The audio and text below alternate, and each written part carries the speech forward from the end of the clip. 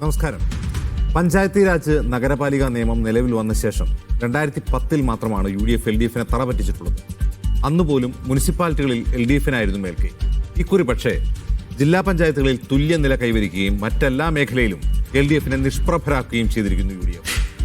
തെരഞ്ഞെടുപ്പ് ജയിക്കാനുള്ള സംഘടനാ സംവിധാനവും തെരഞ്ഞെടുപ്പ് എഞ്ചിനീയറിംഗും UDF സ്വായത്തമാക്കി കഴിഞ്ഞോ എന്നാണ് ഈ ഘട്ടത്തിൽ ഉയരുന്ന ഏറ്റവും പ്രധാനപ്പെട്ട ചോദ്യം. അസംബ്ലി തെരഞ്ഞെടുപ്പിലേക്കുള്ള പൂർണ്ണ ആത്മവിശ്വാസമായോ ഇക്കുറി? ഈ തെരഞ്ഞെടുപ്പിലൂടെ LDF-നോടും CPM-നോടും പിണറായി വിജയനോടും വോട്ടർമാർ പറയാൻ ശ്രമിച്ചത് എന്താണ്? തിരുവനന്തപുരത്തെ ജയത്തിന് BJP-യെ പ്രധാനമന്ത്രി അഭിനന്ദിക്കുമ്പോഴും ആനുപാതികമായ മുന്നേറ്റം BJP-ക്ക് സംസ്ഥാനത്തുണ്ടായോ? സ്വാഗതം. സ്പെഷ്യൽ എഡിഷനിലേക്ക് നമ്മളോടൊപ്പം അതിഥികളായി രാഷ്ട്രീയ നിരീക്ഷകർ CR നീലകണ്ഠൻ, വലതു നിരീക്ഷകനായ മിഥുൻ വിജയകുമാർ, മുസ്ലിം ലീഗ് പ്രതിനിധി PK നവാസ്, CPM പ്രതിനിധി K അനിൽകുമാർ, നാഷണൽ ലീഗ് പ്രതിനിധി NK അബ്ദുൽ അസീസ്, കോൺഗ്രസ് വക്താവ് വസന്ത് സിറിയക് തെങ്ങുംപള്ളി എന്നിവർ. ആദ്യം അനിൽകുമാറിലേക്ക്. അനിൽകുമാർ, അപ്രതീക്ഷിതമായ പരാജയമാണ് ഉണ്ടായത് എന്നാണ് CPM-ന്റെ ഉടനെയുള്ള പ്രതികരണം.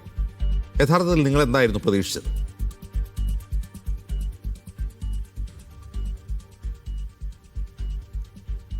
അല്ല, ഇടതുപക്ഷ ജനാധിപത്യ മുന്നണി 10 കൊല്ലമായി അധികാരത്തിലിരിക്കുമ്പോൾ മികവാർന്ന പഞ്ചായത്ത് ഭരണമായിരുന്നു. മികവാർന്ന തദ്ദേശ ഭരണത്തോടൊപ്പം തന്നെ കേരളത്തിന് എണ്ണപ്പെട്ട നേട്ടങ്ങളുണ്ടാക്കിയ ഒരു ഭരണം കാഴ്ചവെക്കാനായി.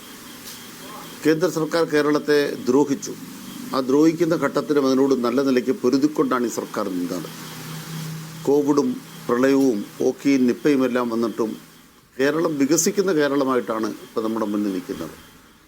നമ്മുടെ രാജ്യത്തെ എല്ലാ മാനകങ്ങളിലും മാനവവിഭവശേഷിയുടെ വികാസഗതികളുടെ എല്ലാം മുന്നിൽ ഒരു ആധുനിക കേരള സമൂഹത്തെ ഇന്ന് എല്ലാവർക്കും കാണാം. അത്തരമൊരു പശ്ചാത്തലത്തിൽ രാഷ്ട്രീയമായ ആളുകൾ വോട്ട് ചെയ്യുമ്പോൾ LDF-ന് സ്വാഭാവികമായൊരു വിജയം അവകാശപ്പെട്ടതാണ്.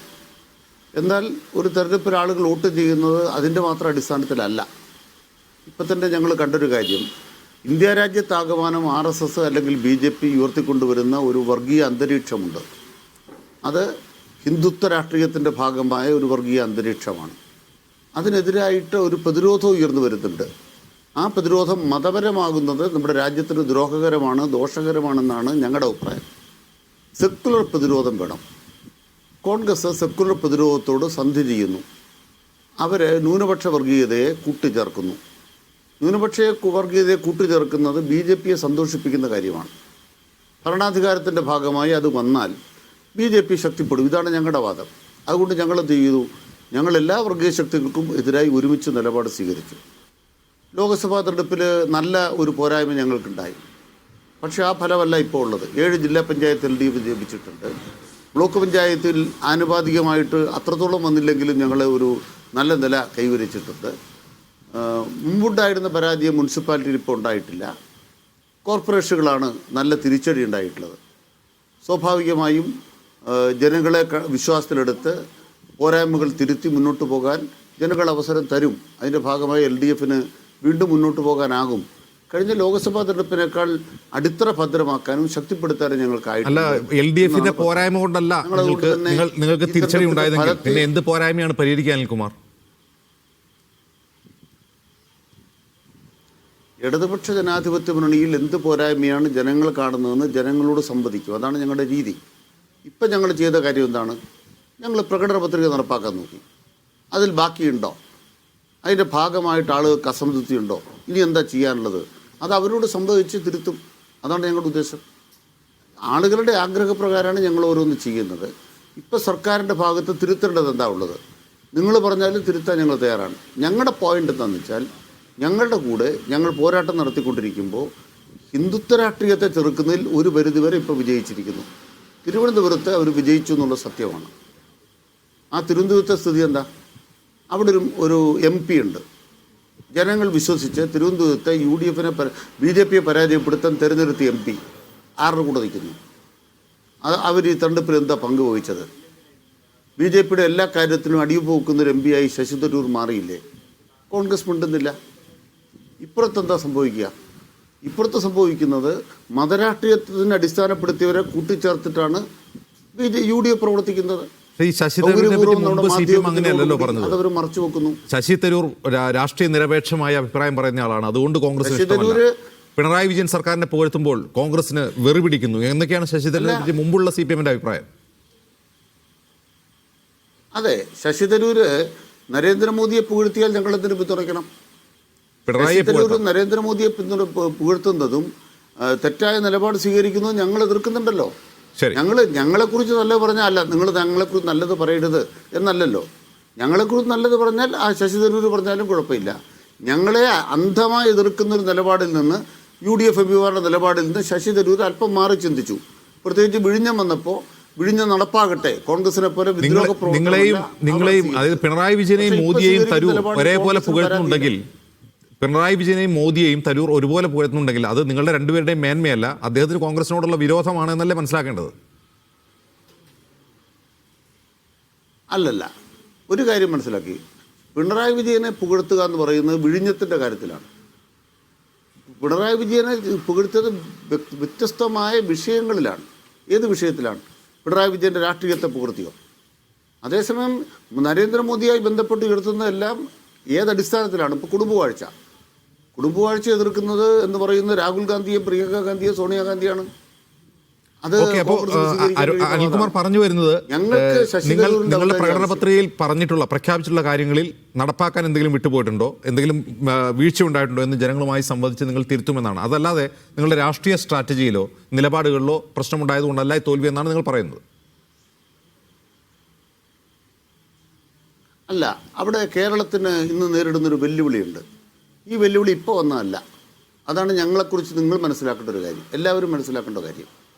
ഞങ്ങൾ ഇന്നെടുത്തിരിക്കുന്ന രാഷ്ട്രീയ പൊസിഷൻ ഇപ്പോൾ എടുത്തതല്ല, 1986 എടുത്താണ്. ഈ പാർട്ടിയിൽ നിന്ന് MP രാഘവനോടൊപ്പം പുറത്തു പോയൊരു വിഷയം അതിനകത്തുണ്ട്. ചരിത്രപരതയെ കാണണം. എന്താണത്? കേരളവർമ്മ രാജ 1.25 ലക്ഷം വോട്ട് തിരുവനന്തപുരത്ത് പിടിച്ചു. ആ ഘട്ടത്തിൽ EMS പറഞ്ഞു, കേരളത്തിൽ ഈ ഹിന്ദുത്വ രാഷ്ട്രീയം ശക്തിപ്പെടുന്നു, ഹിന്ദു മുന്നണി ശക്തിപ്പെടുന്നു. അതിനൊരു കാരണം, നമ്മുടെ കൂട്ടത്തിൽ അഖിലേന്ത്യാ ലീഗ് എന്ന് പറയുന്ന ഒരു മതരാഷ്ട്രീയത്തിൻ്റെ കൈകാര്യം ചെയ്യുന്നവരുണ്ട്.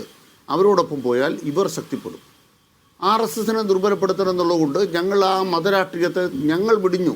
86 മുതൽ മുസ്ലിം ലീഗുമായിട്ട് സന്ധിയില്ല എന്നൊരു നിലപാട് ഞങ്ങൾ സ്വീകരിച്ചു. ഇപ്പോഴും ഞങ്ങളത് തുടരുന്നു. കോൺഗ്രസ് അതിന് ഒരു സെക്കുലർ പൊസിഷൻ എടുക്കുന്നില്ല. അവസാനം ജമാഅത്ത് ഇസ്ലാമിക്ക് മതരാഷ്ട്രീയവാദം ഇല്ല എന്നുവരെ അവർക്ക് സർട്ടിഫിക്കറ്റ് കൊടുക്കേണ്ടി വന്നു. അത് രാഷ്ട്രീയ പ്രശ്നമാണ്. അപ്പോൾ ചോദ്യം ഇതാണ്, ഒരു മതരാഷ്ട്രീയത്തെ നേരിടാൻ മറ്റൊരു മതരാഷ്ട്രീയം കൊണ്ട് കോൺഗ്രസ്സിന് സാധിക്കുമോ? ഒരു തെരഞ്ഞെടുപ്പ് ജയിച്ചാൽ ഉടനെ ആ മതരാഷ്ട്രീയം ശരിയാകുമോ? കോൺഗ്രസിൻ്റെ കൂടെയുള്ള മതരാഷ്ട്രീയം ശരി, BJP മുന്നോട്ട് വെക്കുന്ന മതരാഷ്ട്രീയം തെറ്റ് എന്ന് ഈ തെരഞ്ഞെടുപ്പിൻ്റെ ഫലം അർത്ഥമാക്കുന്നു എന്ന് പറഞ്ഞാൽ BJP മുന്നോട്ട് വെക്കുന്നത് മതരാഷ്ട്രീയമാണ് എന്നാണ് CPMന്റെ വിലയിരുത്തൽ. BJPയുടെ ഒരു മതരാഷ്ട്രീയവാദമാണ് എന്നാണ് CPMന്റെ വിലയിരുത്തൽ. അങ്ങനെയാണോ?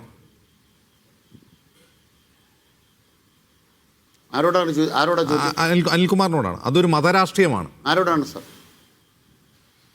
അനിൽകുമാറിനോടാണ്. ആരുടെ? BJPയുടേത് ഒരു മതരാഷ്ട്രീയമാണ്. ഏത് ചോദ്യം കേട്ടില്ല, ഒന്നുകൂടെ പറയാം. അല്ല, അങ്ങ് പറഞ്ഞു രണ്ട് മതരാഷ്ട്രീയത്തെ പറ്റി പറഞ്ഞു. BJPയുടെ ഒരു മതരാഷ്ട്രീയമാണ്, മതരാഷ്ട്രവാദമാണ്. ഓക്കെ, BJPയുടെ ഒരു മതരാഷ്ട്രവാദമാണ്. BJP മുന്നോട്ട് വെക്കുന്നത് മതരാഷ്ട്രവാദമാണ്. ഓക്കെ, CPMന്റെ അവസാനത്തെ പാർട്ടി കോൺഗ്രസിൽ പറഞ്ഞത് ഫാഷിസ്റ്റ് പ്രവണതയുള്ള വേണ്ടിയാണ്. BJPയുടെ ഒരു ഫാഷിസ്റ്റ് പ്രവണതയുള്ള ഭരണമാണ് എന്നാണ് അവസാനത്തെ പാർട്ടി കോൺഗ്രസ് രേഖ പറയുന്നത്. ഇത് രണ്ടും ഒന്നാണോ? CPMന്റെ പരിപാടി 2000 അംഗീകരിച്ചത്. 2000 CPM പരിപാടിയിൽ വളരെ വ്യക്തമായി പറയുന്നു, ഹിന്ദുമതത്തെ അടിസ്ഥാനപ്പെടുത്തിയ ഒരു ഹിന്ദുത്വ എന്ന പൊളിറ്റിക്കൽ അജണ്ട നടപ്പാക്കാൻ വേണ്ടിയുള്ള പ്രവർത്തനങ്ങളാണ് BJP നടപ്പാക്കുന്നത്. അന്ന് വാജ്പേയി സർക്കാർ അധികാരത്തിൽ വന്ന കാലത്താണ് 2000 CPMന്റെ പരിപാടി. ഹിന്ദുമതത്തെ അടിസ്ഥാനമാക്കിയുള്ള ഹിന്ദുത്വ എന്ന വാക്ക് പാർട്ടി രേഖകളിലുണ്ടോ അനിൽകുമാർ? ഹിന്ദു മതത്തെ അടിസ്ഥാനമാക്കിയുള്ള ഹിന്ദുത്വ എന്ന വാക്ക് പാർട്ടി രേഖകളിലുണ്ടോ? പാർട്ടി രേഖയിലുള്ള വാചകം കൃത്യമായിട്ട് പറയാം. മതത്തെ അടിസ്ഥാനപ്പെടുത്തി, ഹിന്ദു മതത്തെ അടിസ്ഥാനപ്പെടുത്തി എന്ന് മുന്നോട്ട് വെച്ചുകൊണ്ട് ഹിന്ദുത്വ എന്ന പേരിലുള്ള രാഷ്ട്രീയ പദ്ധതിയാണ് BJP മുന്നോട്ട് വെക്കുന്നത്. ആ രാഷ്ട്രീയ പദ്ധതിക്ക് ബദലായി ന്യൂനപക്ഷ രാഷ്ട്രീയം ശക്തിപ്പെടാൻ പരിശ്രമിക്കുന്നു. ഈ രണ്ട് ശക്തികളെയും നിരാകരിക്കണം. ഞങ്ങൾ BJPയെ ഹിന്ദു പാർട്ടിയായി കാണുന്നില്ല. അവർ ഹിന്ദുത്വ എന്ന് പറയുന്ന പൊളിറ്റിക്കൽ അജണ്ടയെ മുന്നോട്ട് വെക്കുന്നു എന്നാണ് CPMന്റെ എല്ലാ രേഖകളിലും പറയുന്നത്. അതുപോലെ തന്നെ ജമാഅത്തെ ഇസ്ലാമിയും നിങ്ങളുടെ കൂടെ ഇപ്പോഴുള്ള നിങ്ങളുടെ മുന്നണിയിൽ ഇപ്പോഴുള്ള INL എന്നൊരു കക്ഷിയുണ്ട്. വർഗീയ രാഷ്ട്രീയം വെക്കുന്നു. നിങ്ങളുടെ മുന്നണിയിൽ INL എന്ന കക്ഷിയുണ്ട്. അവർ മുന്നോട്ട് വയ്ക്കുന്ന രാഷ്ട്രീയം എന്താണ്? അവര് മുന്നോട്ട് വെക്കുന്നത് ഇന്ത്യ എന്ന് പറയുന്ന രാജ്യത്തെ ദേശീയ മുസ്ലിമിന്റെ താല്പര്യം ഉയർത്തിപ്പിടിക്കുന്ന ഒരു ധാര പണ്ട് കോൺഗ്രസിലുണ്ടായിരുന്നു. മുഹമ്മദ് അബ്ദുൽ റഹ്മാൻ സാഹിബ് അടക്കമുള്ളവർ ആ ധാരയുടെ തുടർച്ചയായി നിൽക്കുന്ന ദേശീയ പ്രസ്ഥാനത്തിൻ്റെ തുടർച്ച എന്നാണ് അവരവകാശപ്പെടുന്നത്. ഞങ്ങളെ സംബന്ധിച്ചിടത്തോളം ഇന്ത്യൻ ദേശീയ നാഷണൽ ലീഗ് എന്ന് പറയുന്ന ഒരു മതപാർട്ടിയായിട്ട് ഞങ്ങൾ കാണുന്നില്ല. മതരാഷ്ട്രീയത്തെ മുന്നോട്ട് വെക്കുന്നതായിട്ട് ഞങ്ങൾ മനസ്സിലാക്കുന്നില്ല. ഉണ്ടെങ്കിൽ നിങ്ങൾക്ക് അവരെ വിമർശിക്കാം. ഞങ്ങളത് കാണുന്നില്ല. മുസ്ലിം ലീഗ് ഒരു മതരാഷ്ട്രീയ പാർട്ടിയും ഇന്ത്യൻ നാഷണൽ ലീഗ് ദേശീയ മുസ്ലിം മതവിഭാഗത്തോടുള്ള. ഓക്കെ, ശരി, ഞാൻ ഇതിലേക്ക് വരാം. അതായത് മതരാഷ്ട്രീയത്തെ മുറുകെ പിടിച്ചുകൊണ്ട് ഉണ്ടാക്കിയ ഒരു വിജയമാണ് UDFൻ്റെതെന്നാണ് CPMൻ്റെ നിലപാട് എന്നാണ് അനിൽകുമാർ പറയുന്നത്. ശ്രീ PK നവാസ്, ഇവിടെ എന്തെങ്കിലും പോരായ്മയുണ്ടെങ്കിൽ അത് പരിഹരിക്കുമെന്ന് CPM സംസ്ഥാന സെക്രട്ടറി പറയുന്നതോട് അനിൽകുമാറും പറയുന്നു, മുഖ്യമന്ത്രി പറയുന്നു അപ്രതീക്ഷിതമായ പരാജയമാണെന്ന് പറയുന്നു. എന്താണ് പോരായ്മ എന്ന് ചോദിക്കുമ്പോൾ അനിൽകുമാർ വിശദീകരിച്ചത് ഞങ്ങളുടെ പാർട്ടി പരിപാടി, ഞങ്ങളുടെ മുന്നണിയുടെ പ്രകടന പത്രികയിൽ എന്തെങ്കിലും കാര്യങ്ങൾ ഇനി പോരായ്മ ഉണ്ടായിട്ടുണ്ടോ, അവർ രാഷ്ട്രീയ നിലപാടുകളിൽ എന്തും പോരായ്മ ഉണ്ടായി എന്ന് സമ്മതിക്കുന്നില്ല. സർക്കാരിൻ്റെ പരിപാടിയിൽ എന്തെങ്കിലും പ്രകടന പത്രികയിലെ വാഗ്ദാനങ്ങൾ പൂർത്തീകരിക്കാനുണ്ടെന്ന് ജനങ്ങളോട് സംവദിച്ച് തിരുത്തുമെന്നാണ് പറയുന്നത്. അത് മതിയാകുമോ LDFന് അസംബ്ലി തെരഞ്ഞെടുപ്പിലേക്ക് പോകാൻ? അല്ല ശ്രീ അജിംസ്, അതിനപ്പുറത്തേക്ക് അവരെന്തെങ്കിലും ചെയ്യണമെന്ന് ദയവ് ചെയ്ത് അജിംസ് നിർബന്ധം പിടിക്കരുത്. ഇത് ഞങ്ങൾ ബൈ ഇലക്ഷൻ കഴിഞ്ഞ നിലമ്പൂർ ബൈ ഇലക്ഷൻ കഴിഞ്ഞപ്പോൾ പറഞ്ഞതാണ്, പാലക്കാട് ബൈ ഇലക്ഷൻ കഴിഞ്ഞപ്പോൾ പറഞ്ഞതാണ്. ദയവ് ചെയ്ത് അജിംസ് നമ്മുടെ ഇടതുപക്ഷത്തിൻ്റെ സുഹൃത്ത് അനിൽകുമാറിനെ കൂടുതൽ വിശദീകരിച്ച് അവരെ ശരിയായ പാതയിലേക്ക് കൊണ്ടുപോകരുത്. ഈ പരാജയത്തിൽ നിന്നും അവരിപ്പോൾ ഈ നിമിഷങ്ങളിൽ അനിൽകുമാർ പറഞ്ഞ വാദങ്ങളിൽ തന്നെ അവർ നിൽക്കട്ടെ എന്നാണ് വ്യക്തിപരമായ എൻ്റെ ആഗ്രഹം. കാരണം 2026 വലിയ കംഫർട്ടബിൾ മെജോറിറ്റിയിൽ UDFന് അധികാരത്തിൽ വരാൻ ഞങ്ങൾക്ക് എളുപ്പമാകുന്നൊരു വാദമാണ് ഇപ്പോഴും അദ്ദേഹം പറഞ്ഞുകൊണ്ടിരിക്കുന്നത്. ദയവ് അജിംസയെ തിരുത്തരുത്. രണ്ട്, അദ്ദേഹം ഇവിടെ പറഞ്ഞൊരു കാര്യം എനിക്ക് കൗതുകം തോന്നി, പ്രേക്ഷകർ തെറ്റിദ്ധരിക്കുമെന്ന് അത് തിരുത്താൻ എനിക്ക് ആഗ്രഹമുണ്ട്. INL മുഹമ്മദ് അബ്ദുറഹ്മാൻ സാഹിബിൻ്റെ പാത പിന്തുടർന്നുകൊണ്ടാണ് അത്രയും മുന്നോട്ട് പോകുന്നത്. എന്തിനാ സാറേ INL ലീഗ് വിട്ടു പോയത്? ഞങ്ങൾ കോൺഗ്രസിനൊപ്പം നിൽക്കുന്നു, അതുകൊണ്ട് കോൺഗ്രസ് ലീഗ് വിടുന്നില്ല എന്ന് പറഞ്ഞിട്ടാണ് INL ലീഗ് വിട്ടുപോയത്. എന്ന് വെച്ചാൽ മുഹമ്മദ് അബ്ദുൾ സാഹിബ് ഉൾപ്പെടെയുള്ള അവരുടെ പാർട്ടിയോടൊപ്പം ലീഗ് നിൽക്കുന്നു എന്നാണ് ഞങ്ങൾക്കെതിരെ അവർ കണ്ട അപരാധം. അത് മൃദു സമീപനം സ്വീകരിക്കുന്നു മുസ്ലിം ലീഗ്. അതുകൊണ്ട് കുറച്ചും കൂടി ഹാർഷായ ഒരു സമീപനം സ്വീകരിക്കണം എന്നാണ് INL ആവശ്യപ്പെട്ടത്. കുറച്ചും കൂടി ശക്തമായൊരു മുസ്ലിം രാഷ്ട്രീയവാദം ഉന്നയിക്കണം എന്നാണ് അവർ പറഞ്ഞത്. അന്ന് ഞങ്ങളുടെ നേതാവ് ശിഹാബ് തങ്ങൾ പറഞ്ഞൊരു വാചകമുണ്ട്, ബാബരി മസ്ജിദിന്റെ പശ്ചാത്തലത്തിലാണ് അത് പറയുന്നത്. ശരിയാണ്, കോൺഗ്രസിന്റെ കയ്യിൽ ചില വീഴ്ചകൾ സംഭവിച്ചിട്ടുണ്ട്. പക്ഷേ ഇന്ത്യയിലെ നിലവിലെ സാഹചര്യത്തിൽ കോൺഗ്രസിനെ കൈവിട്ടുകൂടാ എന്ന് അന്ന് ശിഹാബ് തങ്ങൾ പറഞ്ഞിട്ട് ഞങ്ങൾ കോൺഗ്രസിനൊപ്പം നിന്നത്. ആ നിങ്ങളുടെ കൂടെ വന്ന INL അവസാനം ഇന്ത്യ മുന്നണി വഴി കോൺഗ്രസിനൊപ്പം തന്നെ ഞങ്ങൾ പറഞ്ഞു കൊടുത്തന്നെ നിൽക്കേണ്ടി വന്നിട്ടുണ്ട്. അതുകൊണ്ട് ദയവ് ചെയ്ത് അനിൽകുമാർ സാറ് എന്താണ് പറയുന്നതിനെ കുറിച്ചെങ്കിലും കൃത്യമായൊരു ബോധ്യം താങ്കൾക്ക് ഉണ്ടാകണം എന്ന് ആമുഖമായി പറയാൻ ആഗ്രഹിക്കുകയാണ്. രണ്ടാമത്തെ ഒന്ന്, ശ്രീ അജിംസ്, ഈ തിരഞ്ഞെടുപ്പിൽ നേരത്തെ നിങ്ങൾ ആമുഖമായി പറഞ്ഞതുപോലെ തന്നെ ഞങ്ങളെ സംബന്ധിച്ച് വലിയ സന്തോഷത്തിലാണ് ഞങ്ങളുള്ളത്. എന്നാൽ ആ സന്തോഷത്തെ മതിമറന്നുകൊണ്ട് ഞങ്ങൾ ഒന്നും ആലോചിക്കുകയോ ആഗ്രഹിക്കുകയോ ചെയ്യുന്നില്ല. ഞങ്ങൾ ഈ വിജയത്തെ സൂക്ഷ്മമായി പഠിക്കും. ഈ വിജയം ഇങ്ങനെ ഐക്യ ജനാധിപത്യ മുന്നണിക്ക് ഇത്ര വലിയ വിജയം നൽകാൻ എന്തെല്ലാം കാരണങ്ങളും ഘടകങ്ങളും ഉണ്ടായിട്ടുണ്ട്. അത് പഠിച്ചുകൊണ്ട്, ആ ഘടകങ്ങളെ പൂർണ്ണമായി പഠിച്ചുകൊണ്ട് കൂടുതൽ ശക്തമായി അടുത്ത നിയമസഭാ തെരഞ്ഞെടുപ്പിലേക്കുള്ള ഒരു കാൽവെപ്പായി ഞങ്ങൾ ഈ പറയുന്ന തദ്ദേശ നമ്മൾ ശ്രദ്ധിക്കേണ്ടതുണ്ട്. നോക്കൂ നവാസ്, 2010 തദ്ദേശ തെരഞ്ഞെടുപ്പിൽ നിങ്ങൾ ഇതിലും വലിയ വിജയം നേടിയതാണ്. പക്ഷേ പിറ്റേ വർഷത്തെ അസംബ്ലി തെരഞ്ഞെടുപ്പിൽ നിങ്ങൾക്ക് അങ്ങനെ ഒരു ശോഭിക്കുന്ന വിജയമല്ല ഉണ്ടായത്. അല്ല, അവിടെ ഒരു കുഴപ്പമുണ്ട് ശ്രീ അജിംസ്. 2010 ഇതിലും വലിയ വിജയം എന്ന് പറഞ്ഞുകൂടാ. കാരണം നമുക്കറിയാം താരതമ്യേന നല്ല വിജയം ഞങ്ങൾക്കുണ്ടായിരുന്നു 2010. പക്ഷേ ഈ 2020-ലെയും 2025-ലെയും 2015-ലെ തിരഞ്ഞെടുപ്പും 2020-ലെ തിരഞ്ഞെടുപ്പും പ്രിയപ്പെട്ട അജിംസ് ഒന്ന് പരിശോധിച്ച് നോക്ക്. നമുക്കറിയാം ബ്ലോക്ക് പഞ്ചായത്തുകൾ, കേരളത്തിലെ ബ്ലോക്ക് പഞ്ചായത്തുകൾ 152 എണ്ണമാണ്. കേരളത്തിലെ നിയമസഭാ മണ്ഡലങ്ങൾ 140 എണ്ണമാണ്. ഈ ബ്ലോക്ക് പഞ്ചായത്തുകൾ യഥാർത്ഥത്തിൽ ഈ നിയമസഭാ തിരഞ്ഞെടുപ്പുകളുമായി ബന്ധപ്പെട്ട റിസൾട്ടുകൾ എപ്പോഴും മാച്ച് ചെയ്യാറുണ്ട്. ഇപ്പോൾ 2015-ൽ 152 ബ്ലോക്ക് പഞ്ചായത്ത് ഡിവിഷനുകളുള്ളിടത്ത് നിന്ന് 92 എണ്ണത്തിലാണ് LDF ജയിച്ചത്. നിയമസഭാ തിരഞ്ഞെടുപ്പ് വന്നപ്പോൾ 90 സീറ്റിൽ അവർ തൊട്ടടുത്ത വർഷം അവർക്ക് അധികാരത്തിൽ വരാൻ വേണ്ടി കഴിഞ്ഞു. ഞങ്ങൾക്കുണ്ടായത് ഏകദേശം 58ഓളം ബ്ലോക്ക് പഞ്ചായത്തുകളാണ്. ഞങ്ങൾക്ക് നേടിയത് 50 നിയമസഭാ സീറ്റുകളാണ്. സമാനമായ 2020-ൽ അജിംസ് അത് പരിശോധിച്ച് നോക്ക്. 2020-ൽ 152 എണ്ണത്തിൽ 108 ബ്ലോക്കുകൾ LDF ജയിച്ചു. ആ സമയത്ത് 99 നിയമസഭാ സീറ്റും അവർക്ക് ജയിക്കാൻ വേണ്ടി കഴിഞ്ഞു. കേവലം 44 ബ്ലോക്കാണ് UDF ജയിച്ചത്. ആ സമയത്ത് 41 നിയമസഭാ മണ്ഡലങ്ങളാണ് ഞങ്ങളുടെ കൂടെ നിന്നത്. ആ കണക്ക് പ്രകാരം എന്ന് വെച്ചാൽ ബ്ലോക്ക് ഡിവിഷൻ എന്ന് പറഞ്ഞ ശരാശരി ഒരു നിയോജക മണ്ഡലത്തിന്റെ ഡിവിഷനാണ്. ആ കണക്ക് വിളിച്ച് നോക്കിയാൽ നിലവിലെ സാഹചര്യത്തിൽ ഇടതുപക്ഷം 60-ന് മുകളിലേക്ക് പോകാൻ ഒരു സാധ്യതയുമില്ല എന്നത് ഒന്നാമത്തെ കണക്ക്. രണ്ടാമത്തെ കണക്ക് നമുക്കറിയാം, രാഷ്ട്രീയ വോട്ടുകൾ എന്ന് പറയുന്നത് ഗ്രാമപഞ്ചായത്ത്, മുനിസിപ്പാലിറ്റി, കോർപ്പറേഷൻ, ഇത് സ്വാഭാവികമായി സ്ഥാനാർത്ഥികൾക്കും വ്യക്തികൾക്കും അനുസൃതമായി ആളുകൾ വോട്ട് ചെയ്യുന്ന തിരഞ്ഞെടുപ്പാണ്. എന്നാൽ ബ്ലോക്കും ജില്ലാ പഞ്ചായത്തുമാണ് രാഷ്ട്രീയമായ തിരഞ്ഞെടുപ്പുകളുടെ വിലയിരുത്തലുകൾക്കായി നമ്മൾ ഉപയോഗിക്കാറുള്ളത്. ആ അടിസ്ഥാനത്തിൽ ബ്ലോക്കിന്റെ വിലയിരുത്തലാണ് ഞാൻ നേരത്തെ പറഞ്ഞത്. ഇനി ജില്ലാ പഞ്ചായത്ത് ഡിവിഷന്റെ വിലയിരുത്തലിലേക്ക് വന്നാൽ ഞങ്ങളുടെ കയ്യിൽ ആകെ ഉണ്ടായിരുന്നു 3 ജില്ലാ പഞ്ചായത്ത്. അതിൽ തന്നെ വയനാട് ഞാൻ പറയുന്നത് 2010 90-ലധികം ബ്ലോക്കുകളിൽ നിങ്ങൾ ജയിച്ചിട്ടും നിങ്ങൾക്ക് അത്രയും നമ്പർ ഉണ്ടായിരുന്നില്ല അസംബ്ലിയിൽ. അല്ല അതിലേക്കാണ് ഞാൻ പറഞ്ഞു വരുന്നത്. ഞാൻ 2015 2020 അടിസ്ഥാനത്തിലാണ് പറഞ്ഞു വരുന്നത്. ഇനി അത് മാത്രമല്ല, നീ അജിംസ് മനസ്സിലാക്കേണ്ട ഒരു കാര്യം, ഇപ്പൊ 2025 ഈ തദ്ദേശ സ്വയംഭരണ തെരഞ്ഞെടുപ്പിൽ ഞങ്ങൾ ജയിക്കുമ്പോൾ ഞങ്ങൾക്കുള്ള ഏറ്റവും വലിയ ആത്മവിശ്വാസം എന്താണെന്നറിയോ? ആരാണ് ഈ പഞ്ചായത്തുകളുടെ വിഭജനം നടത്തിയത്? അശാസ്ത്രീയമായ പഞ്ചായത്ത് വിഭജനവും അശാസ്ത്രീയമായ കോർപ്പറേഷൻ വിഭജനവും നടത്തിയിട്ട് ഞങ്ങൾക്ക് ഈസിയായി ജയിച്ചു കയറാൻ കഴിയും എന്ന രൂപത്തിലേക്ക് LDF തയ്യാറാക്കിയ ഒരു ഗ്രൗണ്ടാണ്. ഈ ഗ്രൗണ്ട് ഉണ്ടാക്കിയത് LDF ആണ്. അത് അവർക്ക് അനുകൂലമായ ഗ്രൗണ്ട് ഉണ്ടാക്കിയിട്ടാണ് കളി ആരംഭിച്ചത്.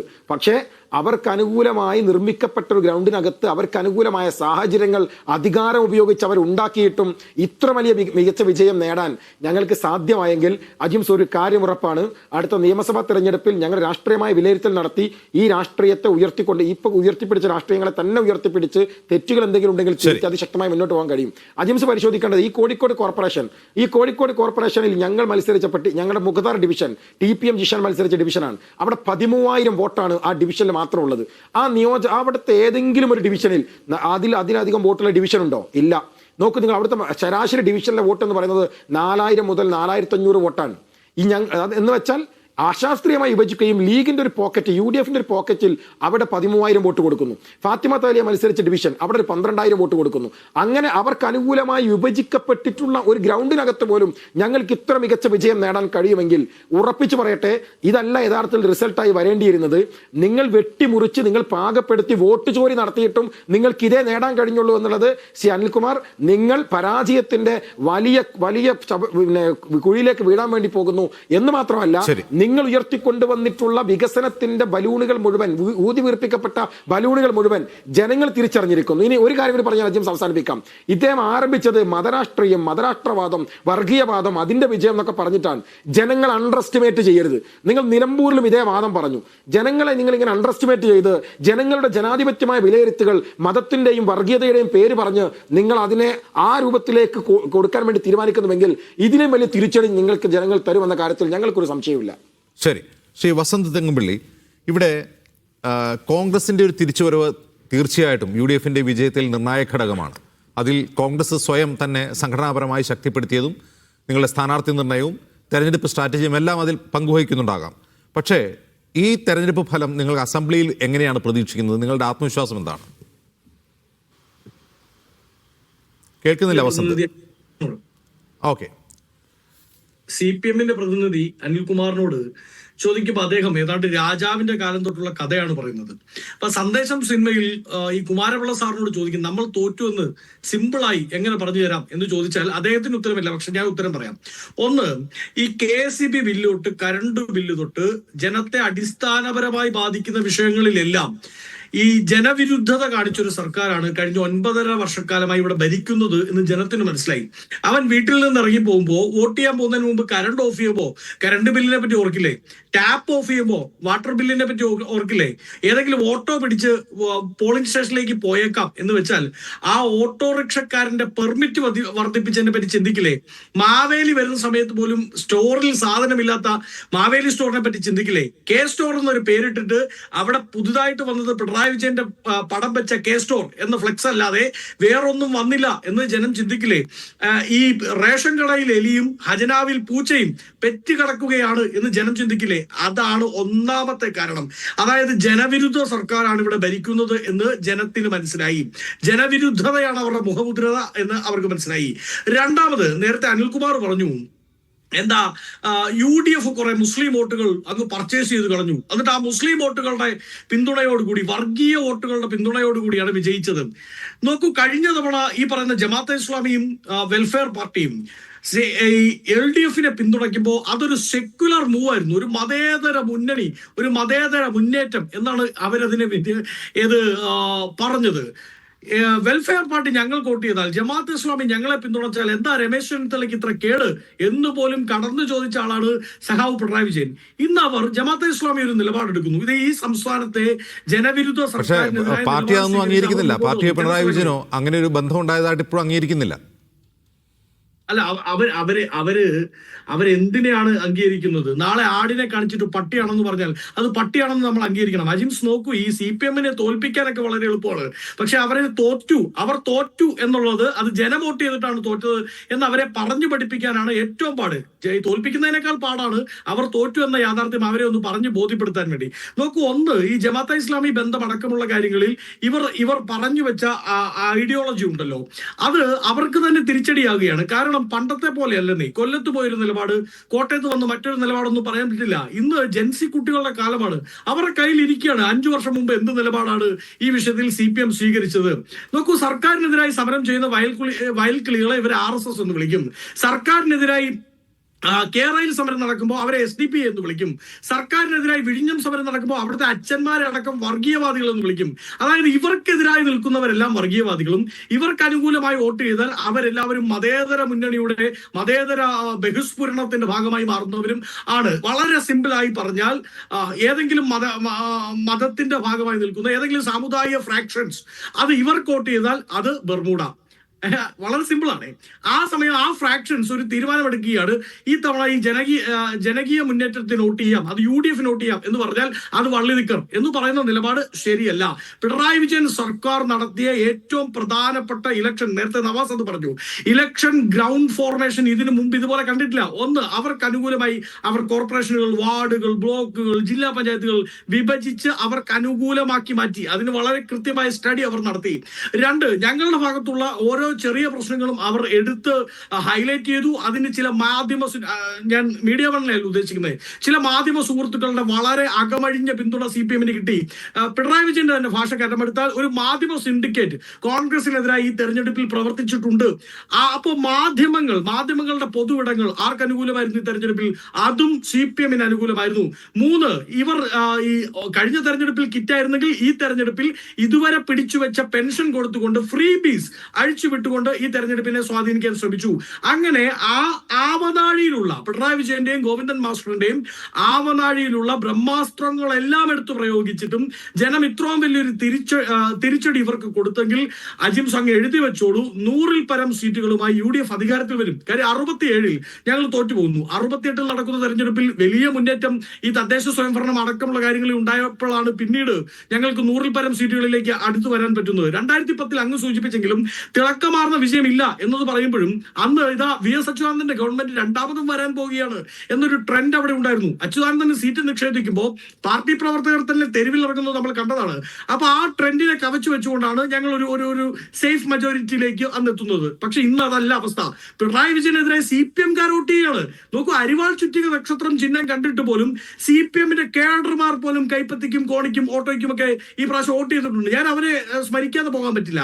CPM കേഡർമാർ പോലും ഇതാ ഇങ്ങനെ പോയാൽ ബംഗാളും ത്രിപുരയും കേരളത്തിൽ ആവർത്തിക്കുമെന്നും ഈ പാർട്ടിയുടെ അവസാനത്തെ ആണി നവോത്ഥാന നായകനാവാൻ വേണ്ടി ശ്രമിച്ചു, നടന്നില്ല. നവോത്ഥാന നായകനായി ശബരിമലയിൽ കുറെ സ്ത്രീകളെ പ്രവേശിപ്പിച്ച് ചരിത്രത്തിൽ ഇടം നേടാമെന്ന് ശ്രമിച്ചു, അത് നടന്നില്ല. ഇനിയിപ്പോ ഇന്ത്യ മഹാരാജ്യത്തു തന്നെ അല്ലെ ഒരുപക്ഷെ ലോകത്തിൽ തന്നെ ജനാധിപത്യമായി തെരഞ്ഞെടുക്കപ്പെട്ട അവസാനത്തെ മുഖ്യമന്ത്രിയായി ഈ ചരിത്രത്തിൽ ഇടം പിടിക്കാമെന്നുള്ള പിണറായി വിജയന്റെ ശ്രമത്തിന് CPM കേഡർമാർ തന്നെ തിരിച്ചടി കൊടുത്തിട്ടുണ്ട് ഈ തെരഞ്ഞെടുപ്പിൽ എന്നതിൽ സംശയമില്ല.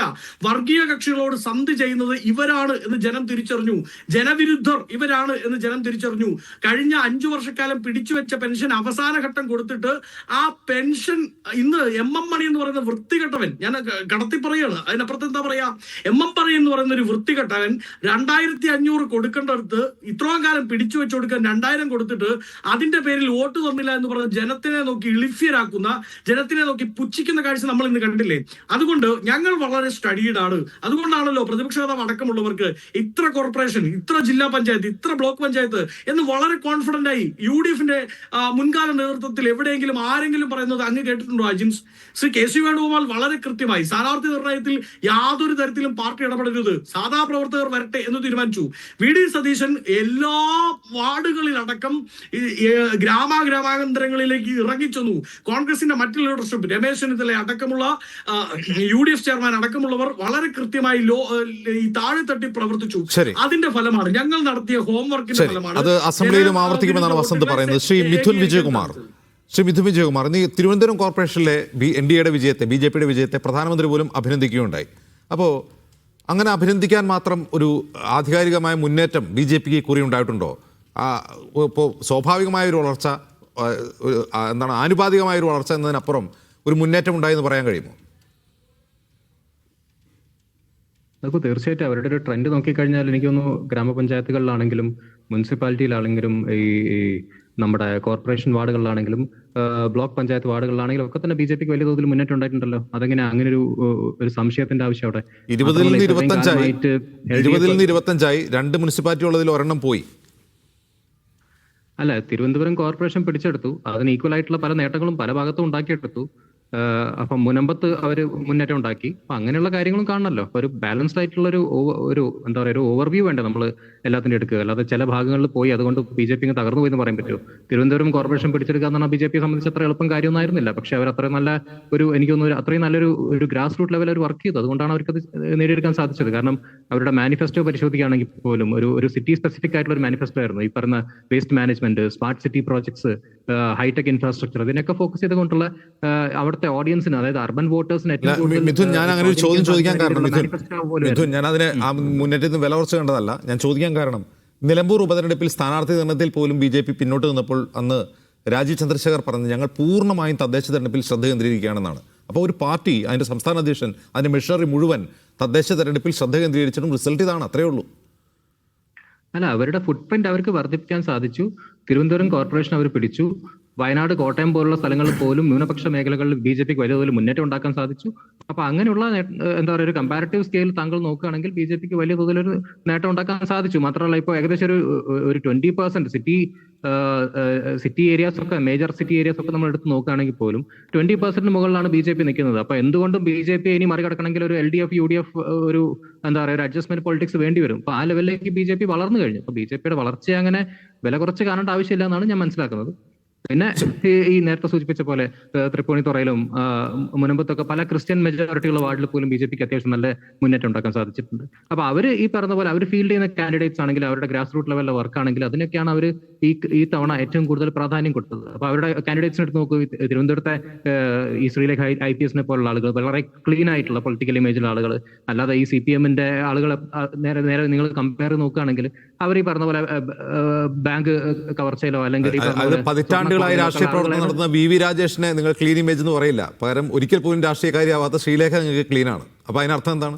അല്ല, BJPയെ സംബന്ധിച്ച് BJPക്ക് ചോയ്സ് ഓഫ് കാൻഡിഡേറ്റ് ആണ്. അതായത് ചോയ്സ് ഓഫ് കാൻഡിഡേറ്റ് എന്ന് പറയുമ്പോൾ അതിൽ VV രാജേഷ് എന്താ ക്ലീൻ ഇമേജ് ഇല്ലാത്ത ആളാണ്? ഞാൻ ഉദ്ദേശിച്ചത് VV രാജേഷ് ക്ലീൻ ഇമേജ് ഇല്ല എന്നല്ല, ഞാൻ ഒരു കമ്പാരിറ്റീവ് സ്കെയിൽ പറയാണ്. അവിടെ ഒരു മത്സരം നടക്കുമ്പം CPM സ്ഥാനാർത്ഥി ആര്, UDF സ്ഥാനാർത്ഥി ആര്, BJPയുടെ സ്ഥാനാർത്ഥി ആരെന്ന് നോക്കുമ്പോൾ CPM സ്ഥാനാർത്ഥികളെക്കാളും എന്തുകൊണ്ടും മെച്ചപ്പെട്ട ഒരു ക്ലീൻ ഇമേജ് ഉള്ള കാൻഡിഡേറ്റ്സിനെ ഫീൽഡ് ചെയ്യാൻ BJPക്ക് ഇത്തവണ സാധിച്ചു. അതാണ് ഞാൻ പറയാൻ ഉദ്ദേശിച്ച കാര്യം. ഈ കറപ്ഷൻ ഇല്ലാത്ത, കറപ്റ്റ് ആയിട്ടില്ലാത്ത ആളുകളെ ക്ലീൻ ഇമേജ് ഉള്ള ആളുകൾ അവർക്ക് ഫീൽഡ് ചെയ്യാൻ സാധിച്ചു. അതൊക്കെ തന്നെയാണ് അവരുടെ നേട്ടത്തിന് കാരണം. അല്ലാതെ ഇവിടെ നേരത്തെ അനിൽകുമാർ സൂചിപ്പിച്ച പോലെ എന്തെങ്കിലും ഒരു ഹിന്ദുത്വ പൊളിറ്റിക്സ് കളിച്ചിട്ടോ അല്ലെങ്കിൽ ഒരു ഹിന്ദുത്വ രാഷ്ട്രീയ അജണ്ട പുഷ് ചെയ്തിട്ടോ ഒന്നല്ല BJP ഈ ഒരു മുന്നേറ്റം ഉണ്ടാക്കിയിട്ടുള്ളത്. കാരണം അങ്ങനെയാണെങ്കിൽ ഇനി ആ ഒരു അനിൽകുമാറിന്റെ വാദത്തോട് യോജിച്ച് പോവുകയാണെങ്കിൽ തിരുവനന്തപുരത്ത് BJPക്ക് വേണ്ടി വോട്ട് ചെയ്ത ആളുകളൊക്കെ തന്നെ ഹിന്ദുത്വ രാഷ്ട്രീയത്തിന് വേണ്ടിയിട്ട് നിൽക്കുന്ന ആളുകളാണ്. അപ്പൊ അങ്ങനെയല്ല. അപ്പൊ ആളുകളുടെ ഒരു ചോയ്സിന് അല്ലെങ്കിൽ ആളുകളുടെ ഡിസിഷന് അത്ര വില കുറച്ച് കാണേണ്ട ആവശ്യമില്ല.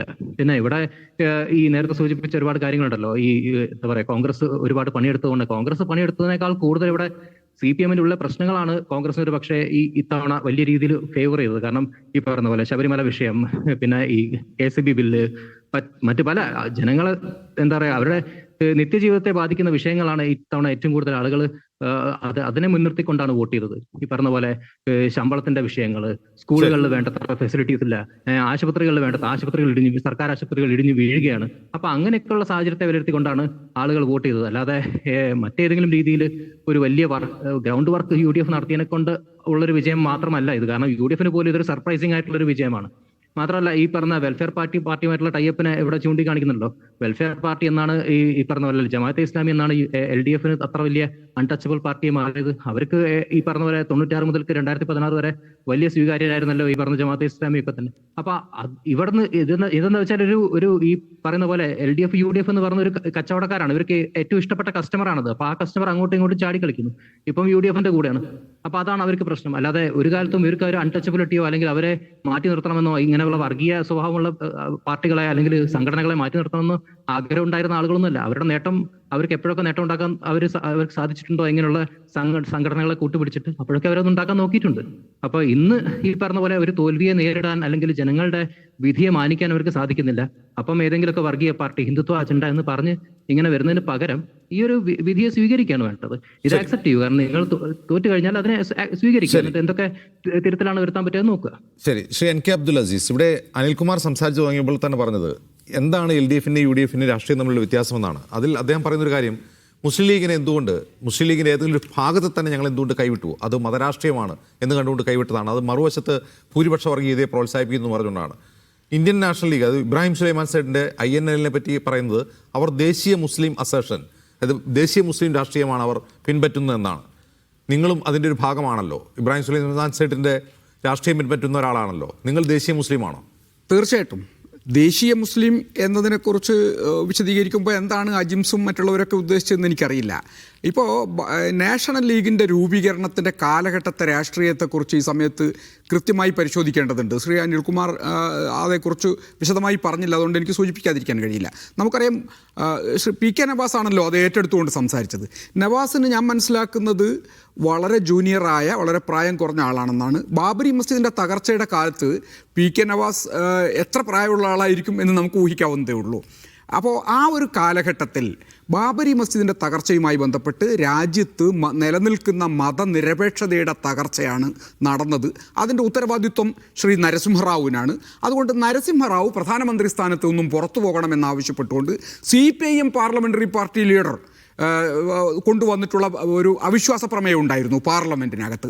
ആ അവിശ്വാസ പ്രമേയത്തെ മുസ്ലിം ലീഗിൻ്റെ 2 പാർലമെൻറ്റേറിയന്മാർ പിന്തുണയ്ക്കണം എന്ന് all India Muslim league committee തീരുമാനിച്ചു. ആ പിന്തുണയ്ക്കണമെന്ന് തീരുമാനിച്ചതിൻ്റെ അടിസ്ഥാനത്തിൽ അഹമ്മദ് സാഹിബിനോട് പിന്തുണയ്ക്കണമെന്നാവശ്യപ്പെട്ടു. അന്ന് പറയാൻ കാരണം കോൺഗ്രസ് എടുത്ത നിലപാട് മതനിരപേക്ഷതയ്ക്ക് വിരുദ്ധമാണ് എന്നതുകൊണ്ടാണ്. അഹമ്മദ് ആ നിലപാടിനെ തള്ളിക്കളയുകയും സേട്ടു സാഹിബ് സോമനാഥ് ചാറ്റർജി കൊണ്ടുവന്ന ആ പ്രമേയത്തെ പിന്തുണയ്ക്കുകയും ചെയ്തു എന്നതാണ്.